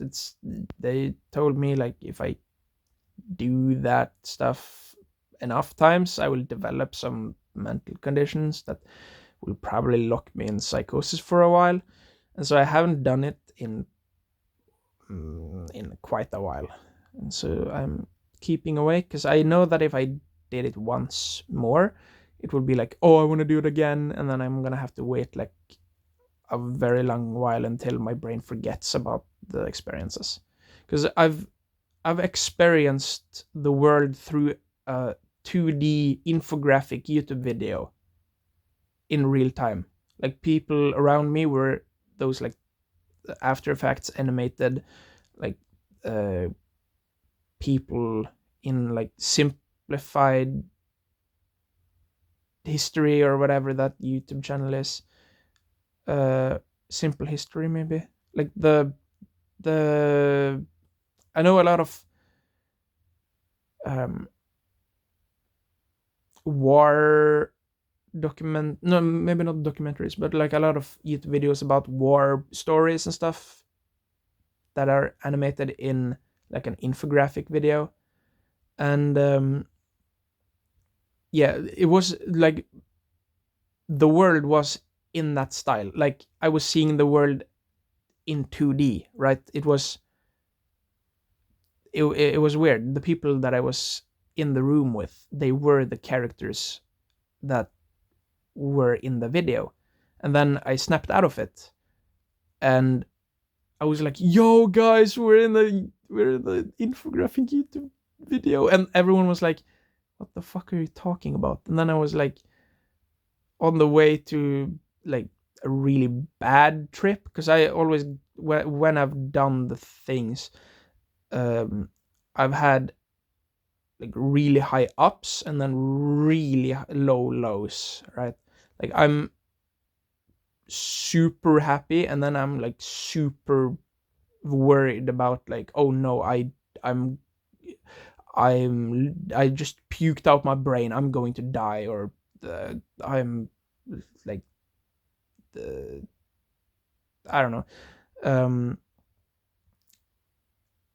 One time someone was like, oh, who's at the door? And then they went to check, and then they opened the door, and then they shout, it's the police! And I'm just sitting there like, oh, and I'm like in a dream state where I'm like not lucid, and I'm like seeing us get like taken to prison, and like, oh no. And then I'm like seeing my family crying, and like we're doomed or whatever, sentenced to death, or maybe so. Yeah, I don't know. Like really, really vulnerable times. And I don't know, it's like my general idea of the trips has been like they're fun, but I think that's only been because I've been around people that I'm comfortable around. Like if I was around people that I didn't know, if I was at like a party where I didn't know anyone, or I were around the wrong kind of people, like manipulative people, I would most definitely be easy to take advantage of, and like I would like not, it would not be very wise for me to do it.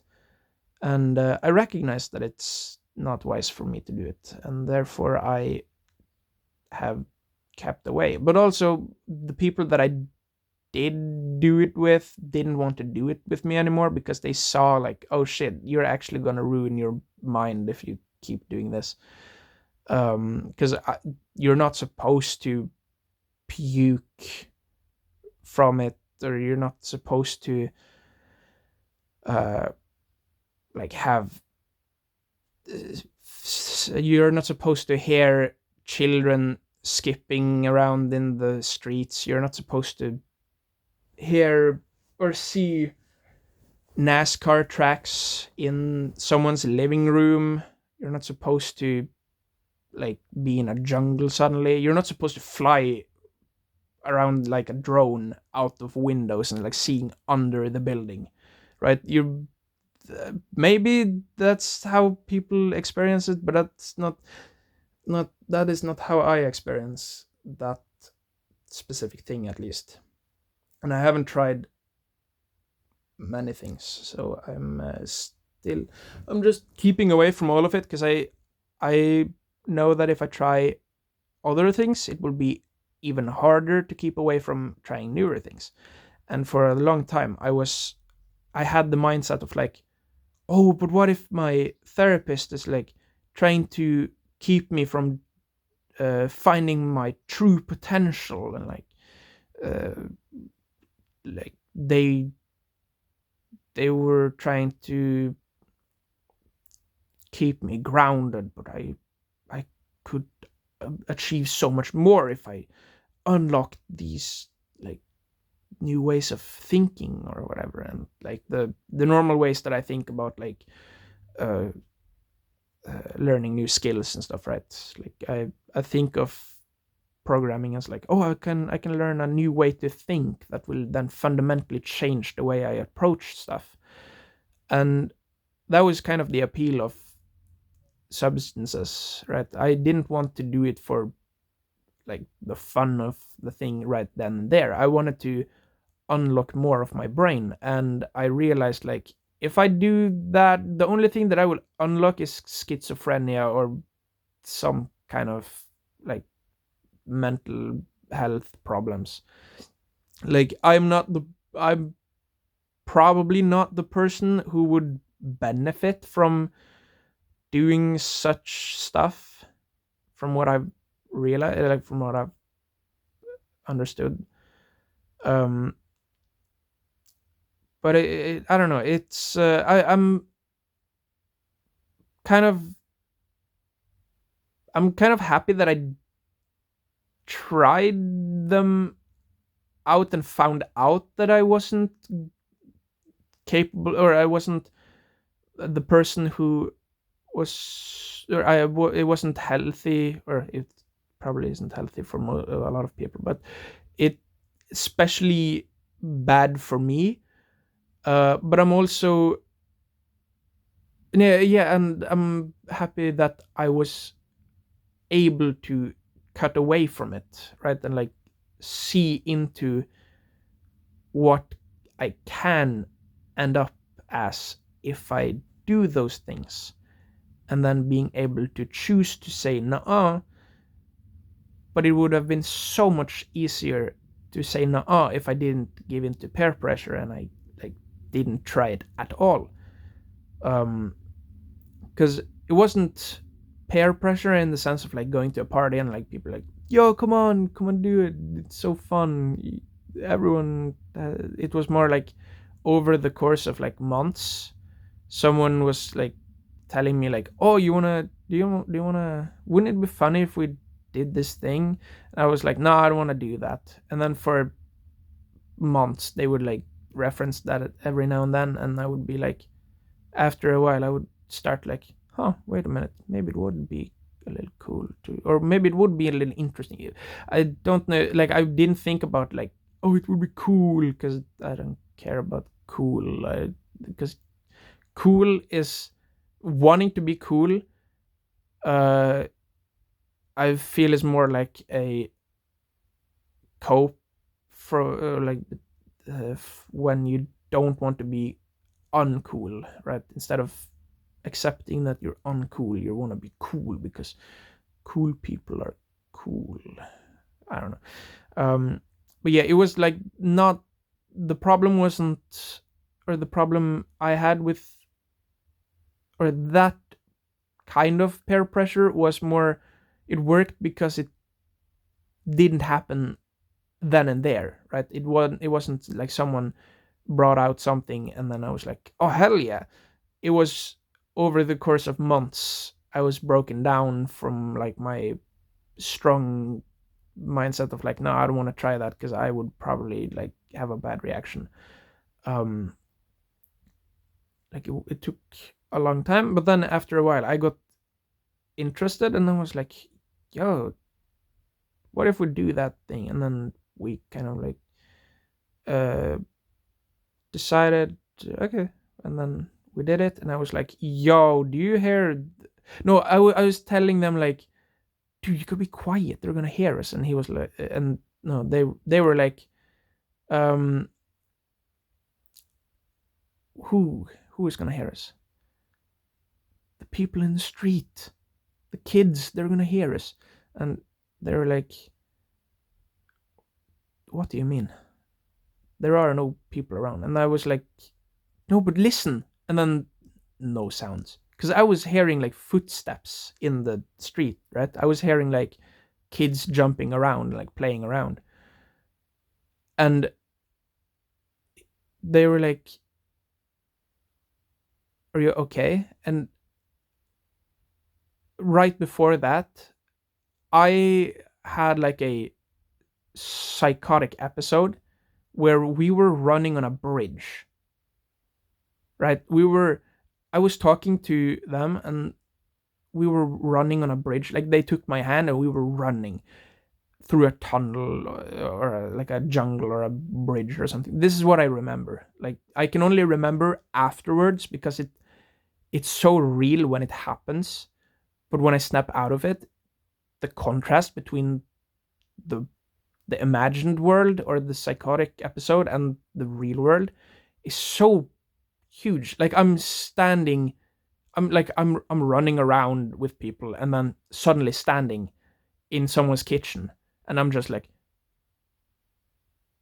guys, I was just at a NASCAR track and there were cars like driving past me at like Mach 10 or whatever. Like, whoa. And I didn't realize I was at a NASCAR track until the NASCAR track disappeared, right? Like, I was there when it happened, and it happened. No, and when it happened, that was truth. That was everything that was. Like, that day was NASCAR track day when I was in the psychotic episode. There was no like, why am I at the NASCAR track? It was, oh, I need to move because the NASCAR tracks are the NASCARs, NASCARs. I don't know. The cars are coming towards me and stuff like that, and like they were like, it's like if you enter a room, you don't necessarily notice there's a chair and like, why is there a chair there, right? You would see the room as like, okay, that's where a chair is, that's where the table is, that is where the lamp is. Like, you wouldn't say, why is there a lamp in the roof? Because that's just where it is, right? That's where the lamp is. That it makes sense. Your brain sees it and understand that is normal. That is a normal behavior. That is not something that sticks out to you as weird. Like it's always been there. It makes sense that it's there, and that's kind of how when I've like gone from like standing somewhere close to a window and like zooming through the window and seeing, like going into like the perspective of like an FPV drone and like flying around outside. Like during the flying around, that is life, right? That is just what happens. That is how life is. And then when I snap back to reality after like a few seconds, I'm just like, yo guys, I just flew out the window. And everyone's just staring at me like, what the fuck do you mean? And I'm just like, I flew out the window. And they're like, sure, buddy. And then I walk 2 steps and then I'm like, guys, I was just at a NASCAR track because like time dilation happens so much that like I can walk 2 steps and I've been in like 3 dreams or whatever, and it's like, what? And every 10 seconds I'm just going like, guys, I just woke up, because I feel like I wake up every 10 seconds and I've just like woken up from a dream, and I'm just standing around on my feet, just like waking up from a dream, because it is the exact same stuff that happens in a dream for me, right? Like, you walk through a door and you're suddenly, you were in a street and then you walk through a door in the hill, because why not? And then you're suddenly on a plane, and then you snap out of that and you wake up and like, guys, I was just going through a door and then I was on a plane, right? You don't see the plane as like, oh, this was weird, why did I end up here? You go through the door and it makes perfect sense, because the that's how it always has been. It's always been the door in the thing. It's not suddenly spawned, it was always there, and I chose to walk through it, and it was always going to lead to a hell, like a the to an airplane. But it's when I exit those moments, when I become lucid again, that is when I recognize, oh shit, I had another psychotic episode. And that is the, like, what I was researching a lot about like schizophrenia and psychosis and stuff, uh along like a long time ago. And it was so, like, a lot of, I think in the beginning I was thinking like, oh, but if you just tell them that it's not real, that makes them see it, right? But if you actually do that in practice, if you tell someone who's in a psychotic episode like the sky is not the color you think it is, they will think you are trying to harm them, or they might lose trust in you. And so instead of dealing with someone by or dealing with someone who's in psychosis by telling them that everything you think is right is wrong, it's actually not that, it's actually this, because to them it will be obvious that you're trying to gaslight them, because that is what you're doing to them, right? You're to them you are gaslighting them because they can see the sky, it is purple or it is brown, and you're trying to tell them that it's blue. Like, you're the wrong one, you're gaslighting them, right? And if you're trying to gaslight them and they recognize, okay, this person is trying to gaslight them, I need to not trust this person because they're trying to gaslight me with this obvious problem, or this obvious thing. Like, why would they tell me the sky's blue? It's clearly red, right? And it's like raining blood. Like, they think it's raining a clear liquid. No, bro, just look at it, bro. Look out the window. Do you not see the blood pouring from the sky, right? Like, do you not hear the shouts of the gods? Like, just open your ears, right? It sounds like they're crazy because they are experiencing a completely different reality. They're experiencing something that we can't see, and that is so fascinating to me, because like, we will never, most likely never be able, well, I hopefully with like AI, like, one thing that would, like, I would love to be able to experience those moments without the without the threat of like developing any, like, any of those issues, because as fun as they are in the moment, they are fun because I'm around people that I am comfortable with.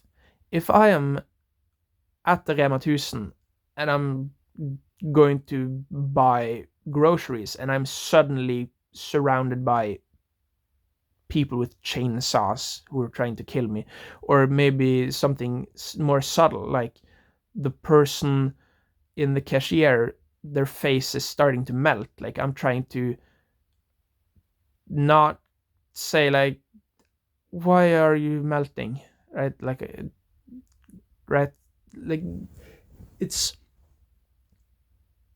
it's fun when it's something you can escape, but if you can't escape it, that is when it becomes a nightmare, right?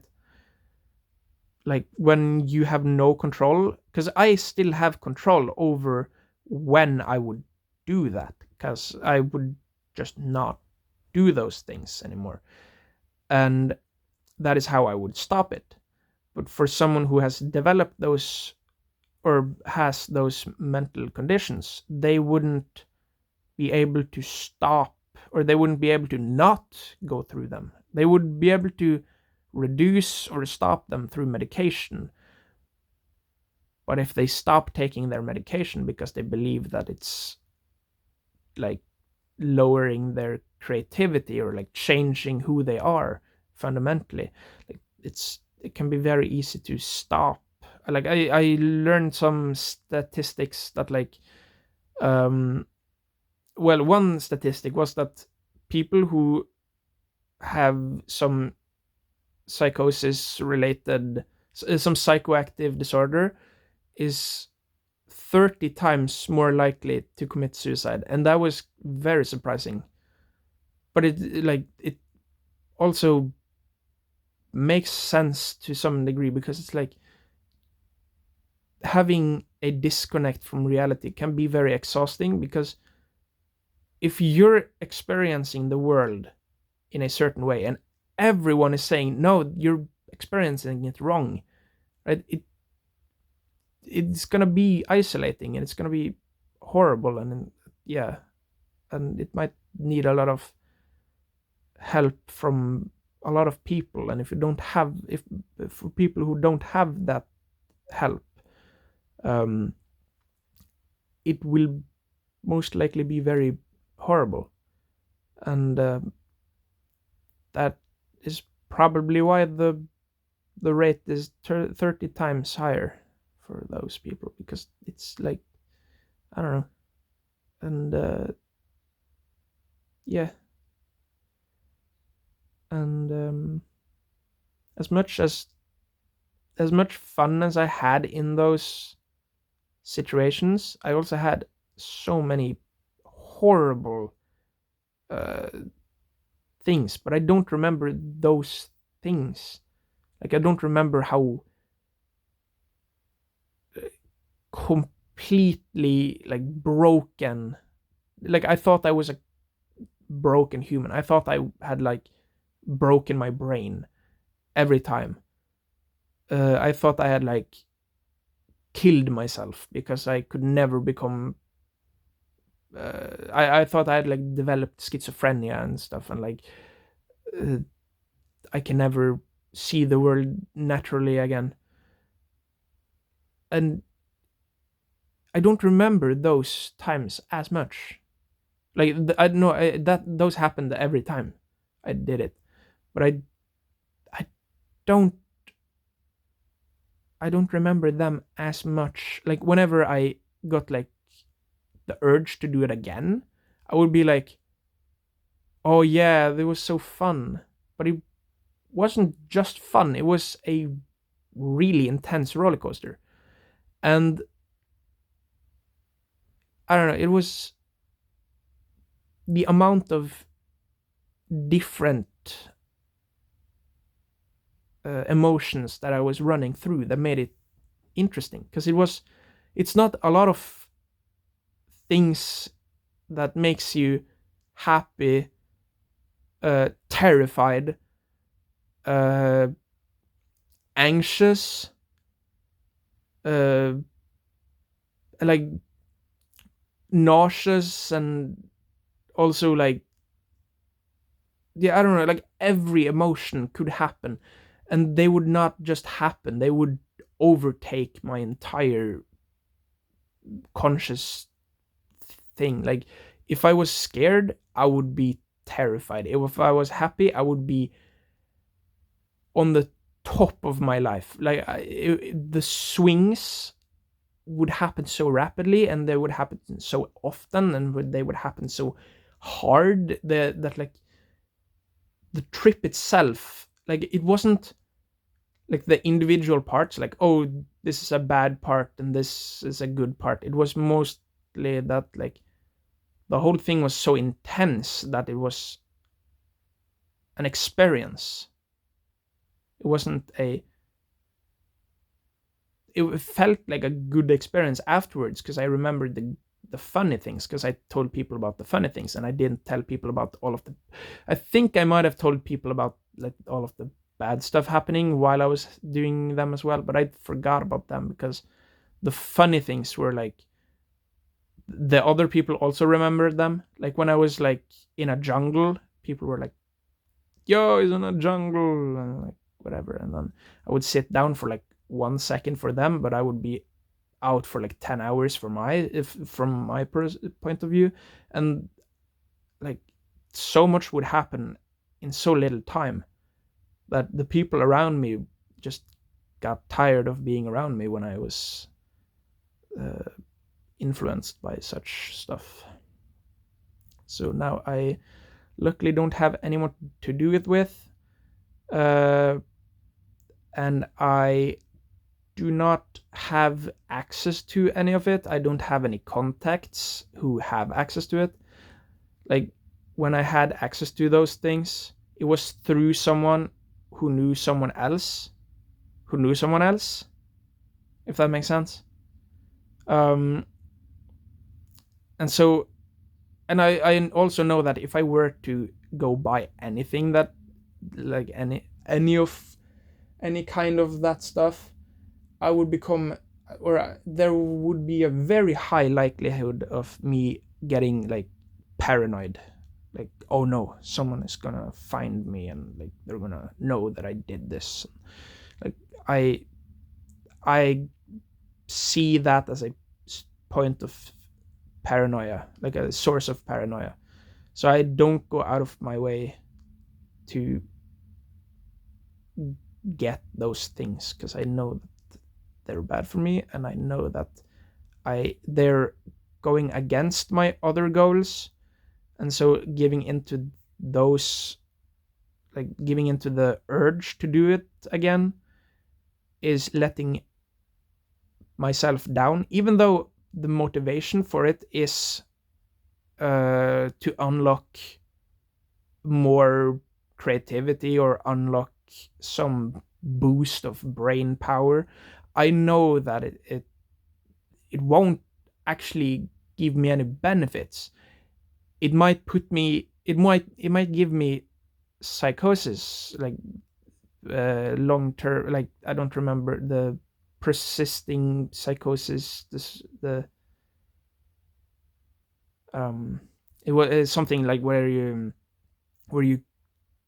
brain is still in psychosis after taking a substance, like even after months, right? You still see vision distortions, you still might see things in your day-to-day life, you might see people's faces melting every now and then.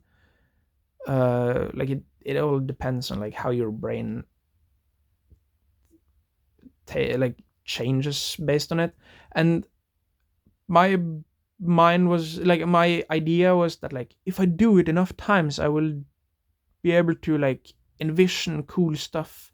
But it was a risk that I knew that it was, like I knew it was a risk. Like I could end up with symptoms that makes life even harder, because it's easy to see someone have a disability and see like the positives of their disability. Like for example, if someone has ADHD and they can't focus in class, and they're given like a computer to do their tasks, or they're allowed to like take more breaks, it's easy to see those benefits of ADHD and thinking like, oh, I wish I had ADHD, because then I could do those things.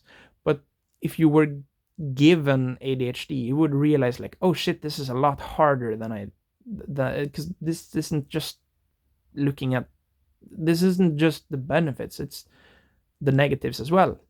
And I realized like, oh yeah, I'm looking at the positives, not the negatives. And then the more I researched about schizophrenia and psychosis and all of those like schizoaffective disorders, not the schizoaffective, yeah, schizoaffective disorders, I think it was called. Um, the more I learned, the more I realized like, yeah, I don't want any of these things, because like tiny bonuses are the tiny bonuses come after you work through all of the negatives, right? Because there's like, it's the same with any kind of thing, like autism. The bonuses with autism only tends, or mostly tends to show up when you have worked through the negatives of autism, right? Like I have a lot easier time learning stuff when I'm alone. And I've realized that after I've been through school where I've been around a lot of people and having to like learn in an environment that isn't ideal for me to learn in. And yeah, it's first you gotta go through the, or work through the bad stuff or the negatives to get to appreciate the positives fully, because you can get some of the positives, but you won't get the full effect of all of the positive things before you've worked through the negatives, how to handle and how to like treat the negative sides of whatever it is.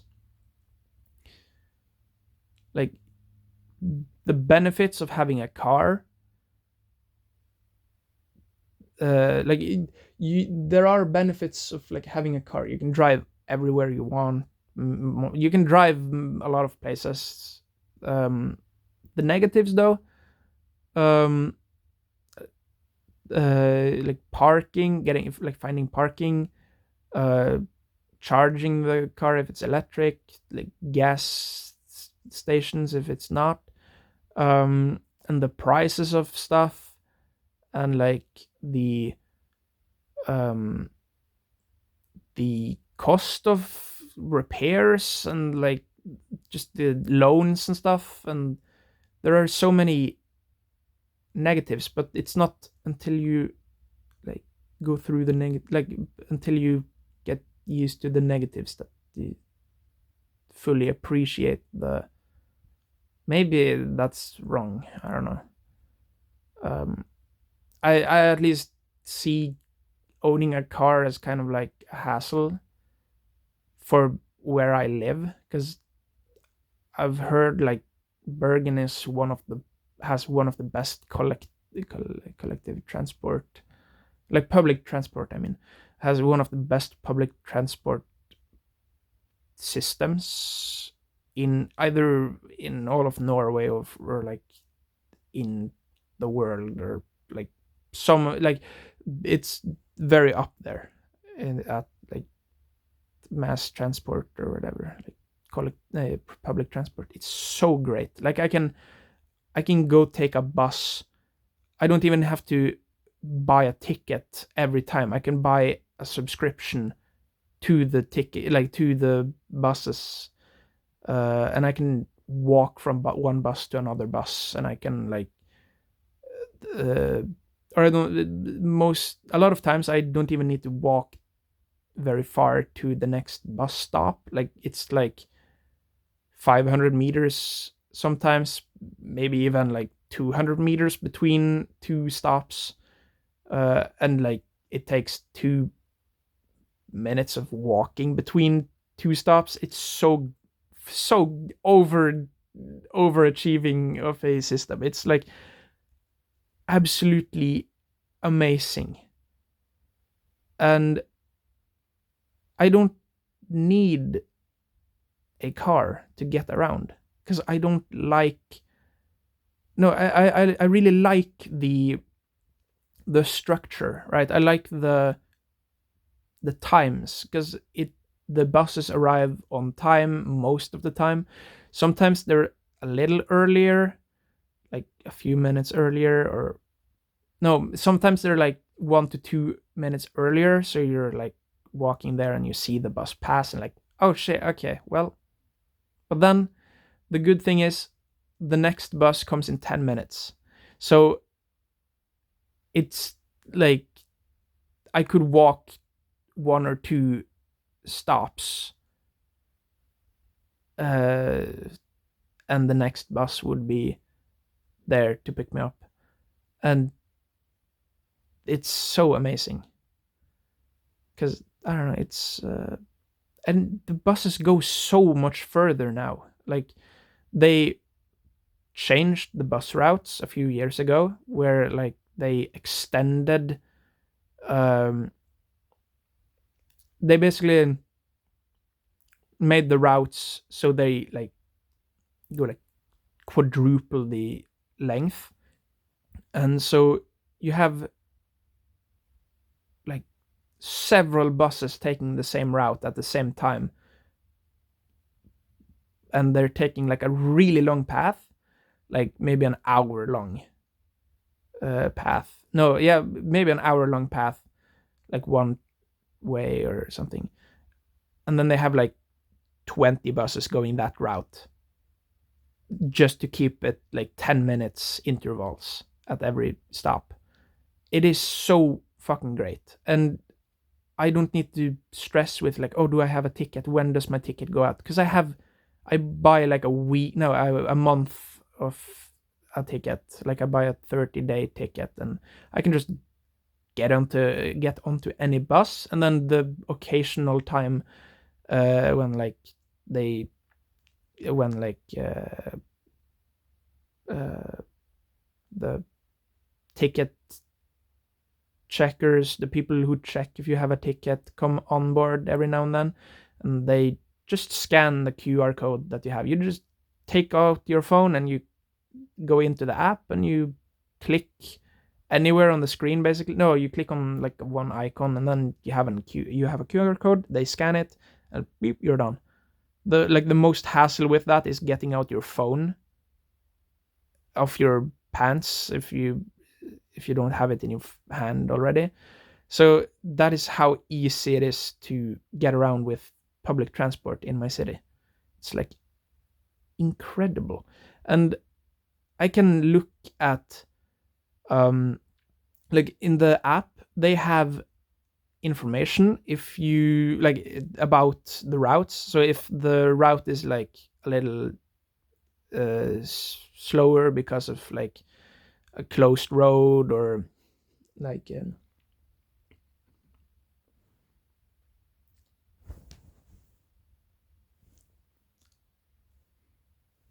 oh, right, I got a tonsil stone just chilling in my mouth. What? Yeah, that kind of just came out of my mouth. Yeah. Buses. Yeah, I can look at the the app and like see if some roads have been closed, or like if there's a delay, or if it's a lot of traffic or whatever. And I can see when it is at every stop, at what point, and I can see a map of where it goes. And I can even like make multi-bus, like change. I can take a route. No, the app creates routes based on like the the place, like the address where I am to where I want to go. And then I can disable or enable parameters, like do I want to take train, do I want to take B-Bahn, do I want to take boats like ferries, do I want to take buses, like what I want to take, and then like how much time in between, like the like how long do I need yeah, I can also change like how fast I walk, like the calculator for like how quick it will take from like walking from this point to the the closest uh, bus stop. Um, and then I can change like, okay, I walk really quick, so then I can put it to quick, and then it will be basically spot on. I will know that, okay, I have 6 minutes to walk, therefore I will I I don't need to like run. I don't need to walk very slowly. I can run. I can walk at my pace, and I know that at that time I give myself like 1 or 2 minutes ahead because sometimes they just drive past. Um, and yeah, it's really it's a brilliant system. It's so worth it. It's probably way cheaper than owning a car and having to pay repairs like over a long period of time, because I know that I could buy the 180-day tickets, like the half a year tickets, and that would probably be cheaper than the 30 days tickets. um the problem is it costs like it is like so that's 4 months, right? No, wait a minute, that's not 4 months, 6 months, right? 180, because 365 is a year. But if it, yeah, so and it's like 4,000 kroners, I think, which is like, I haven't checked the things, but it's like $400, I think, for half a year of bus tickets. It's probably way more expensive to do the 30-day ticket for the same time. Like if I check how much I've spent in my bank app, like how much I've spent on public transport, it's probably the same or even more for the year. Yeah, I could actually check that. Huh, a 3 hour video maybe. Mm. Yeah, I'm starting to need to piss soon, so I gotta go and piss maybe.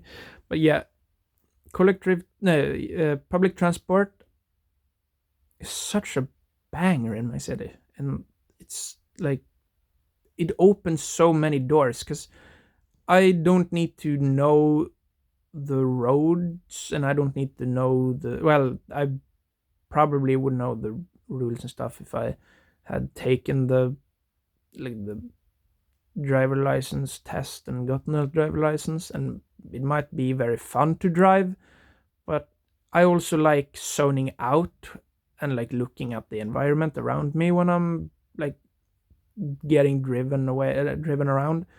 Like I love being a passenger in a car or being a passenger on a bus. The only thing I don't like is when I have to like sit next to someone and like feel awkward like um, if I'm sweaty or if I'm like stinky or whatever, or if they are taking up a lot of space, then it's like, oh, I'm just gonna cram in. But then most of the trips that I do take is like 10 to 15 minutes, so it's not that much big of an issue. Like if I have to sit next to someone, it's not that much of an issue because either they might get off at the next stop, or they might get off at the same stop or a later stop than me. Um, but I know that when I get home, I can like relax again, and yeah, I don't know. It's very. Yeah, I usually go for the front seats with like the front window, because then I don't have to like perceive a lot of humans. Um, and I don't need to think like, okay, where do I put my eyes now? Because there is someone sitting at the window side and on in the at the window seat or whatever, and I'm sitting at like the middle seat or whatever it's called, like the more towards the middle. um and yeah, I don't know, I really like buses. And I don't need to, like, if I had a car, it would be so much harder to get on time, because I would have the same problem as I have now with like getting out of bed. I can't look at the clock and see like, okay, now it is 10:57. Like my brain still acknowledges that as being 10. I wouldn't acknowledge, my brain doesn't acknowledge that as 11, not fully. Like I know that it is closer to 11. It's 3 minutes, it's 2 minutes now until 11. But it's not until the clock shows 11 that my brain realizes, oh, that's what the time is. Right? Because my brain has a hard time processing time or understanding time. Like I'm very blind to time. And that is pretty annoying for many people. Not very annoying for me, because I just kind of, well, I've started to accept it more and more, and trying to, and I've stopped like trying to force myself to get everywhere on time, and instead of forcing myself to be somewhere on time, I instead, like when I go the place, or when I am at the place that I am, that I am more present, like I'm more mentally present there if I'm at the time that works for me, than when I should have been there, or when the time was supposed to, when I was supposed to be there. And then I also kind of keep away from things or activities where you have to be there from the start. I really like activities where you can just come in at the time that you're ready, um, because I don't want people to wait for me. Like if people are waiting for me at like a uh, party or something, I don't want people to wait for me to start the party. I would much rather that everyone started doing whatever they're doing, and then when I come, I blend in basically, instead of having to like say hello to everyone, like, oh hello, I am now at the party, thanks for waiting for me. Like I don't care about being a part of all of the whole thing. Like I'm very okay with stuff happening without me being around. I used to be very not happy about that. Wait, can you see me like tickling my breast? um yeah, and I used to be more like, oh, I gotta be there, but that was more me internalizing like people who have been frustrated with me about not showing up the time where I was told I needed to be there, and showing up when I am ready for being there. Because when I stress about coming to a place on time, I will more often than not be less uh, less um, less present, if that makes sense. I would be more stressed, and I would be less fun to be around, probably, because I would be like stressed and not think about like what do I do, because I would be still stuck in like a stressed mindset of like, oh, I'm so late, right? If I take the time that I need to get ready for whatever it is I'm about to go do, I'm then ready for what I need what I'm doing or what I'm going to do when I get there, instead of having to start getting ready for the thing when I'm there. So it's a lot better for me if I start the process of getting ready for whatever I'm gonna do at that place before I get there than than if I start getting ready for it there. And that's the same as like when I in the beginning of this, when I was talking about like going from class to class, like having no time to like swap between math mode and like science mode and like history mode. Like I wouldn't have time to swap, right? And me, if I were to like wake up and then run out the door to go to work, I would need to sit at work and do nothing for a few hours, because I would need to my brain would need to prepare for starting. um, and I do that at home. So I wake up 3 hours before I need to go out of my house, or yeah, to go anywhere, because I know that if I spend that time, even if I just lay in bed, those 2 hours being awake and like preparing for, like mentally preparing for whatever I'm about to do, makes it a lot easier to do those things. And I think people who don't understand that are more likely to see that me not getting on time is wasting their time. And like, I'm not aiming to waste your time, but you're allowing me to waste your time, right?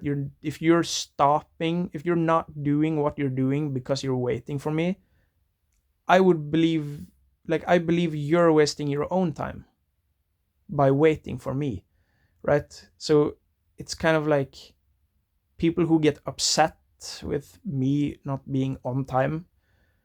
Um, it might also be that they've also been like nagged on, you gotta be on time, always, you snooze you lose, or whatever. But I believe like being early is not the same, like it's not as good as being present, if that makes sense. Like if I come early and I'm sitting on my phone because I can't focus, it's like if someone if I if that someone has, like, for example, if they have an opportunity for me, they wouldn't ask me if I was interested, if I was just sitting on my phone like doing nothing, right? If I was not being present.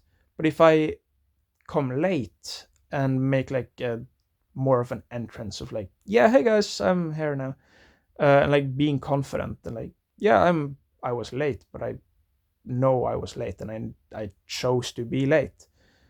And then I'm actually present, like being there talking with people, or like doing the things that I actually do want to do, instead of being there because I had to, or I felt like I had to, and like filling my time with nothing because it's so boring not doing anything, because I'm still too stressed to get into a creative mindset or whatever.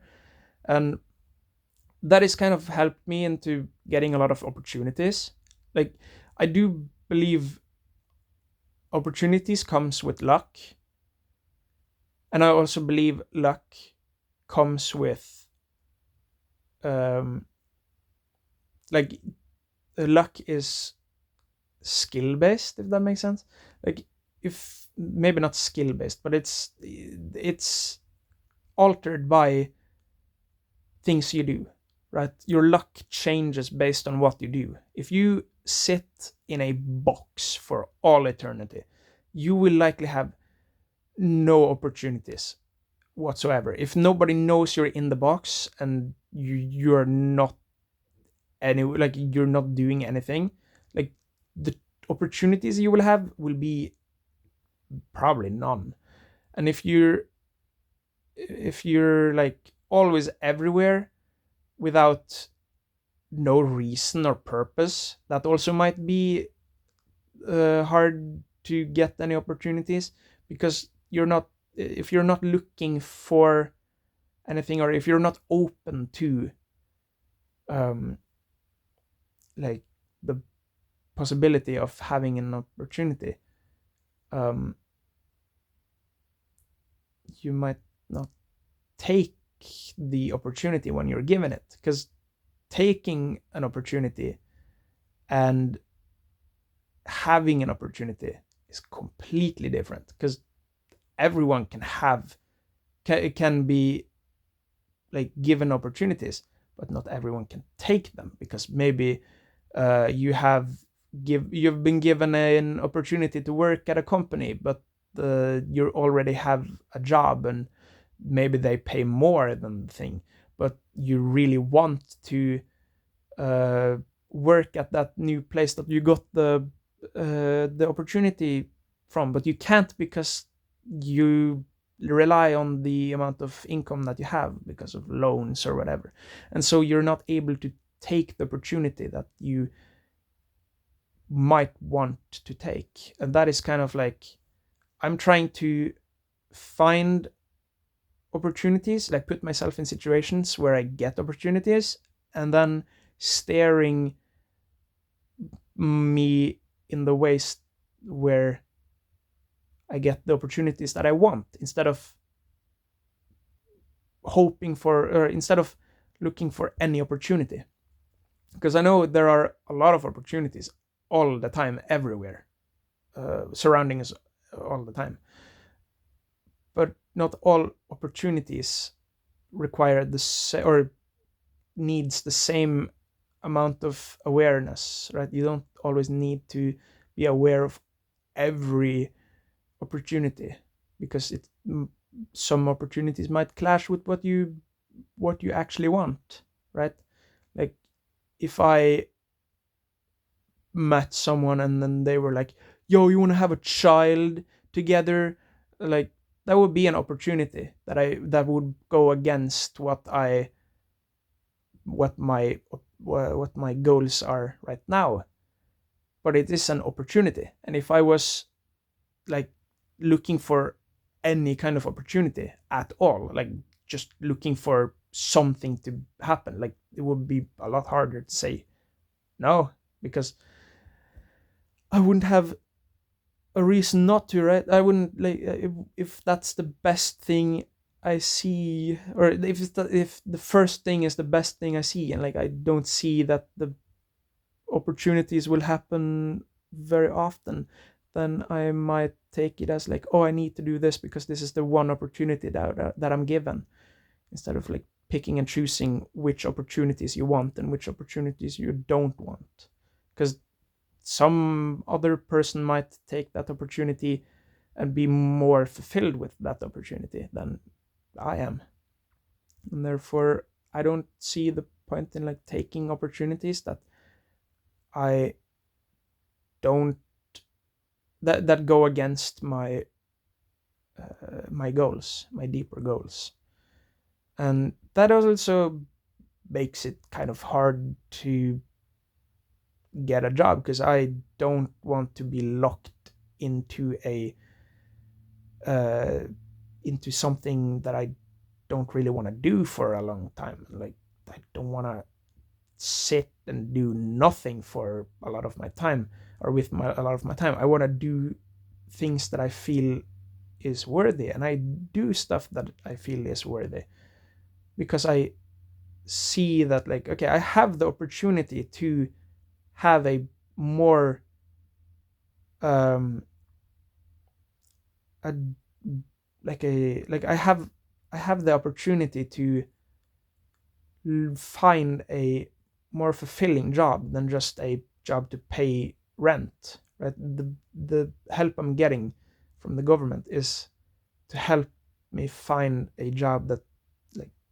I not that I don't just need that I don't just get because I need to eat and need to pay for rent, but it's more so I can like I think it's more like the help that I'm getting is more to help people feel like they're a part of the society, and like, oh yeah, you have a hard time fitting into society with the problems that you have, so we're gonna make it easier on you by reducing these and these things because you have a harder time doing these things than the average human, or it takes a lot more of you to do these things than the average human, so therefore we can like find work that does less of those things, instead of like, okay, this is the only thing you have, only thing that you can get, so this is what you're gonna need to do,